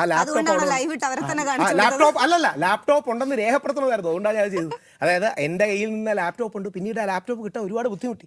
കിട്ടിയപ്പോൾ സ്ക്രീനും പൊട്ടി. 44,000 രൂപ എൻ്റെ കയ്യിൽ നിന്ന് പോയി. കിട്ടിയപ്പോൾ അത് കുറെ ഒരു ബന്ധവുമില്ല. അതായത് ഈ അല്ല, ഈ പോലീസിന് ഒളിപ്പിച്ചു വെച്ച സ്ഥലം വീഡിയോയിൽ തന്നെ കാണിച്ചത് ഹെഡ്ലൈൻ അതാണെന്നറിയാം, രാഹുൽ ഈശ്വർ ഒളിപ്പിച്ചു വെച്ച ലാപ്ടോപ്പ് കണ്ടെത്തി എന്നുള്ള ഹെഡ്ലൈന് വേണ്ടിയല്ലേ ഇത്? അങ്ങനെയല്ല. ഞാൻ കുറച്ചുകൂടി എനിക്ക് ആ ലാപ്ടോപ്പ് വളരെ ആവശ്യമാണ്. കാര്യം ഓഫീസിന്റെ ലാപ്ടോപ്പാണ്. ഇപ്പോഴും തിരിച്ച് കിട്ടിയിട്ടില്ല. അടുത്ത ആഴ്ച വല്ലതും ഒന്ന് മൂവ് ചെയ്യണം. അതുകൊണ്ട് ആ ലാപ്ടോപ്പ് കഴിഞ്ഞ തവണ പോയതിന്റെ ദുരനുഭവമായിരുന്നു എന്റെ മനസ്സിൽ പ്രധാനമായിട്ടുള്ളത്. അല്ല, യൂട്യൂബിൽ ഭയങ്കര കൺസിസ്റ്റന്റ് ആയിട്ടുള്ള ഒരാളാണല്ലോ.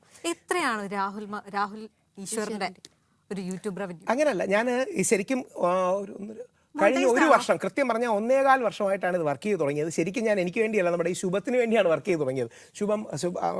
ശുഭത്തിന് ജോലി പോയി. അപ്പോൾ അവന് എന്തെങ്കിലും ഒരു ജോലി വേണമെന്ന് പറഞ്ഞ് എൻ്റെ അടുത്ത് തോന്നുന്നു. ഞാൻ പറഞ്ഞു, ഒരുപാട് വർഷമായിട്ട് ഞാൻ ഫേസ്ബുക്കും യൂട്യൂബും ഒന്നും യൂസ് ചെയ്യുന്നില്ല, നീ ഒരു കാര്യം ചെയ്ത് സോഷ്യൽ മീഡിയ മാനേജർ ആയിക്കോ എന്ന് പറഞ്ഞ് ചെയ്തതാണ്. അപ്പോൾ അതിൽ നിന്നൊരു റവന്യൂ മോഡലല്ല നമ്മൾ നോക്കുന്നത്. ഒരു സോഷ്യൽ റീച്ച്, എന്താ പറയുക, കണക്ട് ചെയ്യണം. അങ്ങനെ എനിക്ക് സന്തോഷം തോന്നിയത് 1-2 പ്രമുഖ ചാനലുകളൊക്കെ ഞാൻ വീട്ടിൽ ഇരുന്ന് യൂട്യൂബ് വീഡിയോസ് എടുത്ത് വാർത്തയൊക്കെ ചെയ്യുന്നത് കണ്ടപ്പോൾ നമുക്ക് തോന്നി അത് കൊള്ളാം. ഇതിന് റീച്ചാണ് പ്രധാനം, അതിന് റവന്യൂ അല്ല പ്രധാനം. റീച്ച്, ഇമ്പാക്ട് പോലുള്ള കാര്യങ്ങൾ. ഇൻസ്റ്റയിൽ ഒരു പോസ്റ്റ് ഉണ്ടായിരുന്നല്ലോ, കുറെ വാക്കി ടോക്കി ഒക്കെ വെച്ചിട്ട്. ഇപ്പോഴും അതൊക്കെ കയ്യിലുണ്ട്. എൻ്റെ വാക്കി ടോക്കി പോലീസുകാർ എടുത്തോണ്ട് പോയി. കാര്യം അവരുടെ കയ്യിരിക്കുന്നതിനൊക്കെ ഡെഡ് വൺസ് വാക്കി ടോക്കി ആയിരുന്നു. ഞാൻ പറഞ്ഞു, സാർ വേണമെങ്കിൽ ഉപയോഗിച്ചോ, തിരിച്ചു കിട്ടാൻ ഭയങ്കര ബുദ്ധിമുട്ടാണ്. ഇതിന്റെ പ്രശ്നം എന്താ അറിയോ, തിരിച്ചു കിട്ടാനേ പോലീസുകാർ എന്തെങ്കിലുമൊക്കെ പറഞ്ഞ് വീണ്ടും ഡിലേ ആക്കും. Process is the punishment. മെനക്കെടുത്താണ് പ്രധാന പണി. പോലീസുകാരെ കുറ്റമായിട്ട് പറയല്ല, പകരം ഞാൻ ആ വാക്കി ടോക്കി വേറൊരാളുടെ നിന്നാണ് മേടിച്ചത്, അവന് കാശ് കൊടുത്ത് കോമ്പൻസേറ്റ് ചെയ്തു. അങ്ങനെ ഒരുപാട് പേര് ശ്രമിച്ചിട്ടാണ്. ഇനി തുറന്നു പറയാൻ നിങ്ങൾക്ക് രസമുള്ള സാധനങ്ങൾ പറയാം. ഈ യുവതികൾ പല സ്ഥലങ്ങളിൽ നിന്നും തമിഴ്നാട്ടിൽ നിന്നൊക്കെ വന്നല്ലോ. എങ്ങനെ ഞങ്ങൾ തടഞ്ഞു എന്നാണ് വിചാരിക്കുന്നത്? പോലീസുകാരെ ഞങ്ങളെ വിളിച്ചു പറയും. വേറെ എങ്ങനെ തടഞ്ഞു ഞങ്ങൾ വിചാരിക്കും? നമുക്ക് സ്വന്തമായിട്ട് ഇന്റലിജൻസ് ഇൻഫർമേഷൻ എന്തെങ്കിലും ഉണ്ടോ? അതായത് പോലീസുകാർ രാത്രി 12:30 1 മണിക്കൊക്കെ തമിഴ്നാട്ടിൽ നിന്നും എൻ്റെ മനീതി സംഘം വരുന്നുണ്ട്, എളുപ്പത്തിൽ. അപ്പൊ ഈ ഒരു ബന്ധം തന്നെ ആയിരുന്നു അന്ന് വീട്ടിൽ വന്നപ്പോഴാണ് ഞങ്ങൾ അങ്ങോട്ട് വരുന്നുണ്ട്. ഈ പോലീസുകാർ കുറച്ചുകൂടെ കൃത്യമായിട്ട് പറഞ്ഞാൽ മുഖ്യമന്ത്രിയുടെ ഓഫീസിന്റെ ഡയറക്ഷനോട് കൂടി തന്നെ അറസ്റ്റ് ചെയ്യാൻ വന്നത്. കാര്യം ആ ജയിൽ തീരുന്നവരെ, അതായത് തദ്ദേശ തെരഞ്ഞെടുപ്പ്, സ്വയംഭരണ വകുപ്പ് തദ്ദേശ തെരഞ്ഞെടുപ്പുകൾ നടക്കുന്നതിന്റെ തീരുന്നത് വരെ, ഒക്ടോബർ 11 വരെ എന്തോ അല്ലെങ്കിൽ 8 വരെ എന്തോ പിടിച്ചിടണമെന്ന് വിചാരിച്ചാണ് വന്നത്. അതാണ് അതിന്റെ കോറ്. പക്ഷെ അന്നത്തെ പോലീസുകാർ നമ്മളൊരു കോസിന് വേണ്ടി ഫൈറ്റ് ചെയ്തുകൊണ്ട് കൂടെ നിന്നു. രസകരമായ സംഭവം പറയാം. ആ ലൈവ് ഭയങ്കര വിറ്റായിരുന്നു. പോലീസുകാർ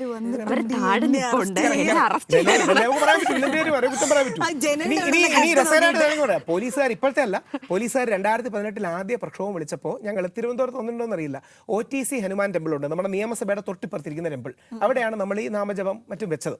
അപ്പോൾ പോലീസുകാർ എന്ന് പറഞ്ഞ് നിങ്ങൾക്ക് അകത്ത് കയറാൻ പറ്റില്ല, ഞങ്ങൾക്ക് ഇൻസ്ട്രക്ഷൻ ഉണ്ടെന്ന്. അപ്പം ഞങ്ങളവിടെ കൂടുതലും സ്ത്രീകളാണ് കൂടുതലുള്ളത് നമ്മളെ സപ്പോർട്ട് ചെയ്തത്. അപ്പോൾ തെള്ളി കയറാൻ നമുക്കൊരു മടി. ഒരു പോലീസുകാരൻ അടുത്ത് വന്നിട്ട് പറഞ്ഞു, ഞങ്ങൾ കുറച്ച് നേരമൊക്കെ ഇവിടെ നിൽക്കും, ഞാൻ കാക്കി ഇട്ടതിനെക്കാട്ടും മുമ്പ് കറുപ്പെടുത്ത് ശബരിമല പോയിട്ടുള്ളതാണ്, ഞങ്ങൾ എന്നിട്ട് അവസാനം റിപ്പോർട്ട് കൊടുക്കും, ഞങ്ങൾക്ക് നിയന്ത്രിക്കാൻ കഴിയാതെ വരെ തള്ളി കയറിക്കോളാൻ. അപ്പോൾ നമ്മൾ അകത്തേക്ക് കയറി. ആ ഒരു വിഷയത്തിൽ ഞാൻ ചോദിക്കുകയാണ്, അന്ന് ജയിലിൽ പോയ സമയത്ത് പുറത്തൊരാൾ വന്ന് ചായയൊക്കെ കുടിച്ച് ഓട്ടിട്ടൊക്കെ പോയി, അകത്തൊരാൾ കിടക്കുമായിരുന്നു.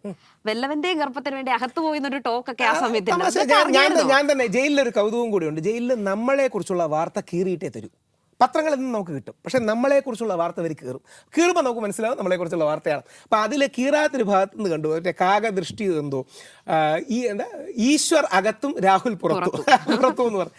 എൻ്റെ പ്രശ്നം എന്ന് പറഞ്ഞാലേ, അങ്ങനത്തെ കോസുകൾക്ക് വേണ്ടി ഫൈറ്റ് ചെയ്ത് പോകാൻ ആൾക്കാർ വേണം, ഇല്ലെങ്കിൽ ആരെയും കൊടുക്കും.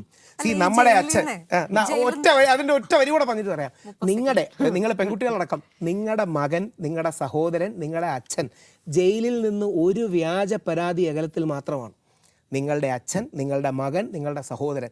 പറയുമ്പോൾ ലൈറ്റ് ആയിട്ടാണെങ്കിലും കുട്ടികൾ ജയേന്ദ്രന്റെ ഒരു കേസ് നിങ്ങൾ കണ്ടു കാണും. ഇല്ല, അമ്മയും പെങ്ങളെ പറയാൻ അറസ്റ്റ് ചെയ്യില്ല. അമ്മയും പെങ്ങളെ പറയാൻ അറസ്റ്റ് ചെയ്യാൻ ആ അർത്ഥത്തിൽ വകുപ്പില്ല. വേറെ എന്തെങ്കിലും സിവിൽ കേസുകളോ ക്രിമിനൽ കേസുകളോ ഉണ്ടാവും. പക്ഷേ ഒരു പെൺകുട്ടി കള്ളപ്പരാതി കൊണ്ട് കൊടുത്താൽ തീരുന്നതല്ല ആവരുത് ആണിന്റെ ജീവിതം. ഈ അടുത്തിടെ ഒരു ചർച്ചയിൽ പറയുന്നുണ്ടായി 53% BBC-നെ കോട്ട് ചെയ്തിട്ടായിരുന്നു 53% വ്യാജ കേസുകളാണ് എന്ന് പറഞ്ഞിട്ട് കോട്ട് ചെയ്തിട്ട് പറയുന്നുണ്ടായി. അപ്പം അത് ശരിക്കും വ്യാജ കേസുകളല്ലെന്നും ഡൽഹി വിമൻസ് കമ്മീഷനാന്ന് തോന്നുന്നു ആ സ്റ്റഡി പുറത്തുവിട്ടത്, അവരെയാണ് BBC കോട്ട് ചെയ്തിട്ടുള്ളത്. അപ്പോൾ അതിൽ പറയുന്നത് പ്രൂവ് ചെയ്യപ്പെടാത്ത കേസുകൾ എന്നാണ്. സുപ്രീം കോടതി തന്നെ പറഞ്ഞിട്ടുണ്ട്, പ്രൂവ് ചെയ്യപ്പെടാത്ത കേസുകളെല്ലാം വ്യാജം എന്ന് പറഞ്ഞിട്ട് മാറ്റിവെക്കാൻ പറ്റില്ല. അത് നമ്മുടെ നിയമ സംവിധാനം അങ്ങനെയാണ്. അപ്പം ഈ കേസുകൾ മുഴുവൻ വ്യാജമാണെന്നും 53% കേസുകൾ വ്യാജ പരാതികളാണെന്നും പറയുന്നതിൽ പ്രശ്നമില്ലേ? അവര് BBC തന്നെ കോട്ട് ചെയ്ത BBC കോട്ട് ചെയ്തത് ഡൽഹി വിമൻസ് കമ്മീഷനാണ്. അൺപ്രൂവൺ കേസസും കൂടി ഉൾപ്പെട്ടതാണ് 53 എന്ന് പറയുന്നത്. ഇല്ലെന്ന് പറയുന്നില്ല. അപ്പൊ അൺപ്രൂവൻ ആണെന്ന് പറഞ്ഞ് എന്റെ ജീവിതം മുഴുവൻ അങ്ങനെ ഞാൻ റേപ്പിസ്റ്റായി നിൽക്കണോ? ഇല്ല, എനിക്കെതിരെ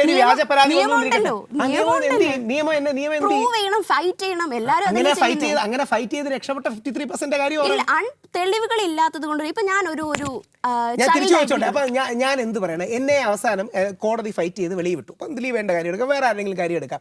അവസാനം ഞാൻ നിരപരാധിയാണെന്ന് പറയുന്നതിന് പകരം എനിക്കെതിരെ തെളിവില്ലാത്തതുകൊണ്ട് കോടതി എന്നെ വെറുതെ വിട്ടാണെന്ന് പറയുന്നു. അല്ല, നിരപരാധിയാണെന്ന് പറയുന്നത് നമ്മൾ പുരുഷ കമ്മീഷനിലേക്ക് വന്നില്ല. പുരുഷ കമ്മീഷൻ അല്ല, പുരുഷ കമ്മീഷൻ ഇതാണ്, ഇത് തന്നെ. ഇപ്പൊ നേരത്തെ ഞാൻ പറയുന്നത് നിങ്ങൾക്ക് ഒരു കാര്യം രാഹുൽ ഈശ്വറിൽ നിന്ന് 100% വിശ്വസിക്കാം. ഞാൻ പറയുന്ന പൊതു കാര്യങ്ങൾ, പേഴ്സണൽ കാര്യം ചോദിക്കുന്നത് പറയില്ല, 100% കാര്യങ്ങൾ പബ്ലിക് കാര്യങ്ങളിൽ പറയുമ്പം 100% ഫാക്ട്സേ പറയൂ, 100% വേരിഫയബിൾ ഫാക്ട്സേ പറയൂ. അതായത് താത്വികമായ മെറ്റാഫിസിക്കൽ ഇത് BBC-യിലെ വാക്ക് നോക്കൂ. ഫോൾസ് എന്ന വാക്ക് BBC എഴുതിയ വാക്കാണ്. BBC എന്ന് പറഞ്ഞാൽ മാധ്യമങ്ങളുടെ ഗോൾഡ് സ്റ്റാൻഡേർഡ് ആണ്. ആ മാധ്യമങ്ങളുടെ ഗോൾഡ് സ്റ്റാൻഡേർഡ് വെച്ച് പറയുന്നതിന്റെ കാര്യം ഡൽഹി വിമൻസ് കമ്മീഷനെ അതിൽ അൺപ്രൂവൻ കേസും ഉണ്ട്, ഇല്ലെന്ന് പറയുന്നില്ല. പക്ഷേ അങ്ങനെ ശരി, ഞാൻ തിരിച്ചു ഞാൻ ചോദിച്ചോട്ടെ, ഉമ്മൻചാണ്ടി സാറിനെ വേട്ടയാടിയില്ലേ ഏതെങ്കിലും ഒരു മീഡിയ? നിങ്ങൾ ആരും പറയുന്നില്ല പൊളിറ്റിക്സിന് വേണ്ടിയിട്ട് സ്ത്രീ വിഷയങ്ങൾ ഉപയോഗിക്കുന്നില്ല. ആരെങ്കിലും ഈ പറയുന്ന കൊണ്ടുപിടിച്ച ഏതെങ്കിലും മാധ്യമങ്ങൾ, ഐ ചാലഞ്ച്, ഈ പറയുന്ന ഉമ്മൻചാണ്ടി സാറിനോട് ഏറ്റവും അടുത്ത് നിൽക്കുന്ന മാന്ന് തുടങ്ങുന്ന കേരളത്തിലെ ഏറ്റവും വലിയ മാധ്യമം അടക്കം ആരെങ്കിലും ഉമ്മൻചാണ്ടി സാറിനെ സപ്പോർട്ട് ചെയ്തോ? ഇല്ല. എന്തുകൊണ്ടാ? കാര്യം സ്ത്രീ വിഷയം വന്നാൽ അവൻ തീർന്നു. നിവിൻ പോളിയുടെ ആദ്യ 2 ദിവസം നിവിൻ സ്ട്രോങ് ആയിട്ട് വന്ന് ഫൈറ്റ് ചെയ്തു. ഒന്ന് ആലോചിച്ച് നോക്കിയേ, നിവിൻ കൊച്ചി നിൽക്കുകയാണ്, ദുബായിൽ വെച്ച് എന്നെ പീഡിപ്പിച്ചു എന്നൊരു പെണ്ണ് പരാതി. അത് Hema committee report completely Hema committee അല്ല, നിവിന്റെ കാര്യത്തിൽ ഹേമ കമ്മിറ്റി അല്ല. ആ സമയത്താണ് ഇൻവാലിഡേറ്റ് ചെയ്യാൻ ആര് കൊണ്ടുവന്നു? നിവിൻ പോളി കൊണ്ടുവന്നു. അല്ല, നിവിൻ പോളിക്ക് അതിന്റെ ആവശ്യമില്ലല്ലോ. പക്ഷെ അത് കുറച്ച് പേര് ആരൊക്കെയോ ചേർന്ന് ചെയ്തതായിരിക്കാം. ഹേമ കമ്മിറ്റിയിൽ സ്റ്റാർസ് ഉണ്ടെന്ന് പറഞ്ഞിട്ടുണ്ടല്ലോ. ആ പെണ്ണ് കള്ളം പറഞ്ഞതാണ്. കാരണം ഹേമ കമ്മിറ്റിയെ ഇൻവാലിഡേറ്റ് ചെയ്യാൻ ഈ കോൺസ്പിറസി തിങ്കിങ്ങിന് ഒന്നും ആവശ്യമില്ല. ഒരു പെണ്ണ് കാശ് എക്സ്റ്റോർട്ട് ചെയ്യാൻ നിവിൻ പോളിയുടെയും സുഹൃത്തുക്കളുടെയും പേര് പറഞ്ഞ് അവരുടെ കാശ് പിടുങ്ങാൻ ശ്രമിച്ചു. ആ കാശ് പിടുങ്ങാൻ ശ്രമിച്ചതിന്റെ ഭാഗമായി നിവിൻ പോളിക്കെതിരെ കേസ് കൊടുത്തു. നിവിന്റെ ഭാഗ്യത്തിന് നിവിൻ കൊച്ചിയിലുണ്ടായിരുന്നു. എന്നിട്ട് ഞാൻ കൂട്ടിരുന്ന ചർച്ചകളുണ്ട്, എനിക്ക് മീഡിയ നടക്കുന്ന ചർച്ചകളുണ്ടായിരുന്നു. ആ പെൺകുട്ടിയോട് ചോദിച്ചു, അയ്യോ നിവിൻ കൊച്ചിയിലായിരുന്നല്ലോ ആ സമയത്ത്. മാധ്യമങ്ങൾ വളരെ ബഹുമാനത്തോടെയാണ് ചോദിക്കുന്നത്, നിവിൻ നിങ്ങൾ പറഞ്ഞ December 14, 15, 16 എന്താണ് കൊച്ചിയിലായിരുന്നല്ലോ? അത് ഞാൻ ഉറക്കപ്പിച്ചിൽ ഡേറ്റ് പറഞ്ഞപ്പോൾ മാറിപ്പോയതാണ്. ആ പെൺകുട്ടിക്കെതിരെ കേസെടുത്തോ? മാനനഷ്ടത്തിന് കേസ് കൊടുക്കാം. ആ പെൺകുട്ടിക്കെതിരെ കേസെടുത്തോ? ആരാ കൊടുക്കണ്ടേ? പോലീസ് എടുക്കണം. നിവിൻ പോളി പരാതി കൊടുത്തല്ലോ. നിവിൻ പോളി പരാതി കൊടുത്തു. ഉമ്മൻചാണ്ടി സാറിനെതിരെ വ്യാജ പരാതി കൊടുത്ത സ്ത്രീക്കെതിരെ കേസ് എടുത്തു. പൊളിറ്റിക് ഇപ്പൊ നമ്പീനാരായണന്റെ ആണെങ്കിലും ഉമ്മൻചാണ്ടിന്റെ ആണെങ്കിലും പൊളിറ്റിക്സിന് വേണ്ടിയിട്ട് പൊളിറ്റിക്കൽ മാത്രമല്ല ജയിലല്ലായിരുന്നെങ്കിൽ ഈ ചാനൽ ചർച്ചകൾ ഇല്ലാതെ എത്ര ദിവസം പിടിച്ചിരിക്കും? അങ്ങനെ ചാനൽ ചർച്ചകളുടെ ഇതൊന്നുമില്ല. പക്ഷേ ചാനൽ ചർച്ച, ഈ ജയിലിൽ നിന്ന് ചാനൽ ചർച്ച കാണുമ്പോൾ നമുക്ക് ആകെ ഒരു പിരിവിരിപ്പാണ്. ഭഗവാനെ ഈ പോയിന്റ് പറയണമായിരുന്നല്ലോ. ഞാനപ്പം ചാനലിന്റെ ആരോട് ആ പോയിന്റ് അല്ല പറയേണ്ടത്, മറ്റേ പോയിന്റ് ആണ് പറയേണ്ടത്. ഈ ക്രിക്കറ്റ് കളിക്കുമ്പോൾ ഫുട്ബോൾ കളിക്കുന്നില്ലേ, നീ ഇങ്ങനെ അടിക്കുക അങ്ങനെ അടിക്കുക എന്നൊക്കെ പറയുന്നത് പോലെ. പിന്നെ ഈ പുരുഷ കമ്മീഷൻ അതിനകത്ത് എന്ത് വിപ്ലവം കൊണ്ടുവരാനാണ് ഉദ്ദേശിക്കുന്നത്? 2 കാര്യങ്ങളേ ഉള്ളൂ. ഒരുപാട് കോംപ്ലക്സ് ഒന്നുമില്ല. അല്ല, അതാണ് സവാദ് എന്ന വ്യക്തിയെ ഞാൻ 100% ഒരു സ്ഥലത്തും അംഗീകരിച്ചതോ സപ്പോർട്ട് ചെയ്തോ ന്യായീകരിച്ചോ നിങ്ങൾക്ക് കാണിക്കാൻ പറ്റില്ല. സവാദ് പോലുള്ള എക്സാമ്പിൾ എടുത്ത് ബാക്കി എല്ലാവരുടെയും എക്സാമ്പിൾസിനെ നെഗേറ്റ് ചെയ്യാൻ നോക്കുകയാണ്. നേരത്തെ പറഞ്ഞത് നേരെ തിരിച്ച് ഉമ്മൻചാണ്ടി, ദിലീപ്, നിവിൻ പോളി അടക്കം, അല്ലെങ്കിൽ എൽദോസ് കുന്നപ്പള്ളി അടക്കം എത്രയോ ജെനുവിൻ കേസുകളുണ്ട്. മുകേഷ് ഏട്ടൻ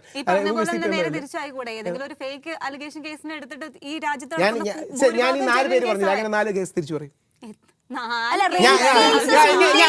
നമുക്ക് കണക്ക് വെച്ച് തന്നെ പോവാം. ഞാൻ ഉമ്മൻചാണ്ടി പറഞ്ഞു, ശ്രീ ദിലീപിന്റെ കേസ് പറഞ്ഞു, എൽദോസ് കുന്നപ്പള്ളിയുടെ പറഞ്ഞു, നിവിൻ പോളിയുടെ പറഞ്ഞു, തിരിച്ചൊരു സവാദല്ലേ പറഞ്ഞു. 3 പേരുടെ പേര് കൂടെ. റേപ്പ് കേസസ് പേര് പറയാനാണോ പ്രശ്നം? ഇന്ത്യയിൽ നടക്കുന്ന റേപ്പ് കേസസ് അല്ലല്ല, സവാദ് പോലെ ആരെങ്കിലും ന്യായീകരിച്ച കേസാണ് പറഞ്ഞത്.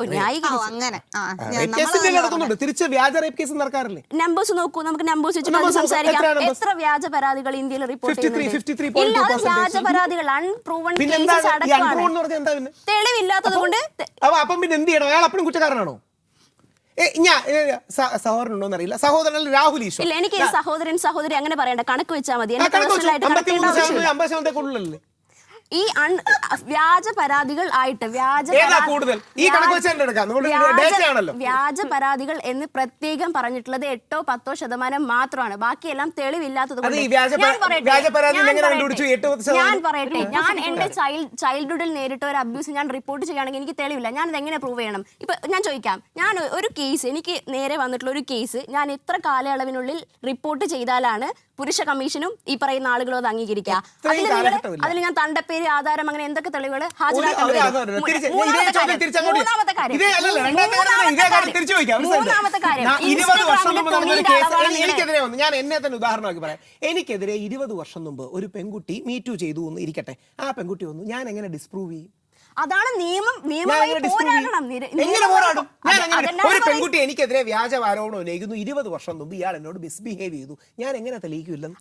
അപ്പൊ ഇതില് വ്യാജമാണോ അല്ലെങ്കിൽ ഞാൻ എങ്ങനെ തെളിയിക്കും പറഞ്ഞാൽ? അല്ല, അപ്പൊ ഈ അപ്പൊ എന്റെ തന്റെ പേര്, എന്റെ തന്റെ പേര്, ആധാർ കാർഡ് ഇത് വേണോ? ഒറിജിനൽ ആണെങ്കിൽ എങ്ങനെ തെളിയിക്കും എന്നാണ് ഈ പുരുഷ കമ്മീഷൻ പറയുന്നത്. അതുകൊണ്ടാണ് ഞങ്ങൾ പറയുന്നത് ഒറ്റ കാര്യം ചെയ്താൽ മതി. ആദ്യഘട്ടത്തിൽ ആണിന്റെയും പെണ്ണിന്റെയും പേര് വെളിയിൽ വിടരുത്.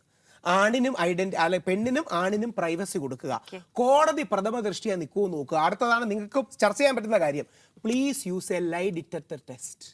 നമ്മുടെ നാട്ടിൽ ഒരു പെൺകുട്ടി ആണിനെതിരെ പരാതി ഉന്നയിക്കുമ്പോൾ, അല്ലെങ്കിൽ രാഹുൽ ഈശ്വറിനെ വെച്ച് പറയാം, രാഹുൽ ഈശ്വറിനെതിരെ എ എന്ന് പറയുന്ന പെൺകുട്ടി പരാതി ഉന്നയിക്കുമ്പോൾ ഞാനും ആ പെൺകുട്ടിയും ലൈ ഡിറ്റക്ടർ ടെസ്റ്റ് എടുക്കുക.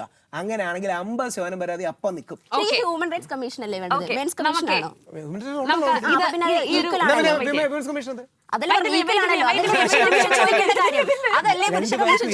കൂടുതൽ ജസ്റ്റിസ് ഫ്രണ്ട്ലി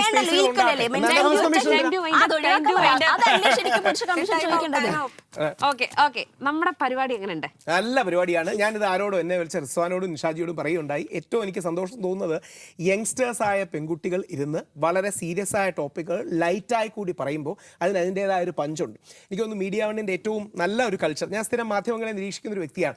മീഡിയ വണ്ണിൻ്റെ ഔട്ട് ഓഫ് ഫോക്കസ് പരിപാടിയാണ് പിന്നീട് പല ചാനലുകളും ഏറ്റെടുത്ത് അവർ ഇന്ന് കാണുന്ന രീതിയിൽ ഒരു എഡിറ്റേഴ്സ് ബോർഡ് പോലത്തുള്ള പരിപാടികളാക്കി മാറ്റിയത്. അതേപോലെ ട്രെൻഡായി പരിപാടി മാറട്ടെ. രാഹുലിന്റെ പുരുഷ കമ്മീഷനും ഇതുപോലെ വരട്ടെ. സ്ത്രീകൾ അതും അതിജീവിക്കട്ടെ.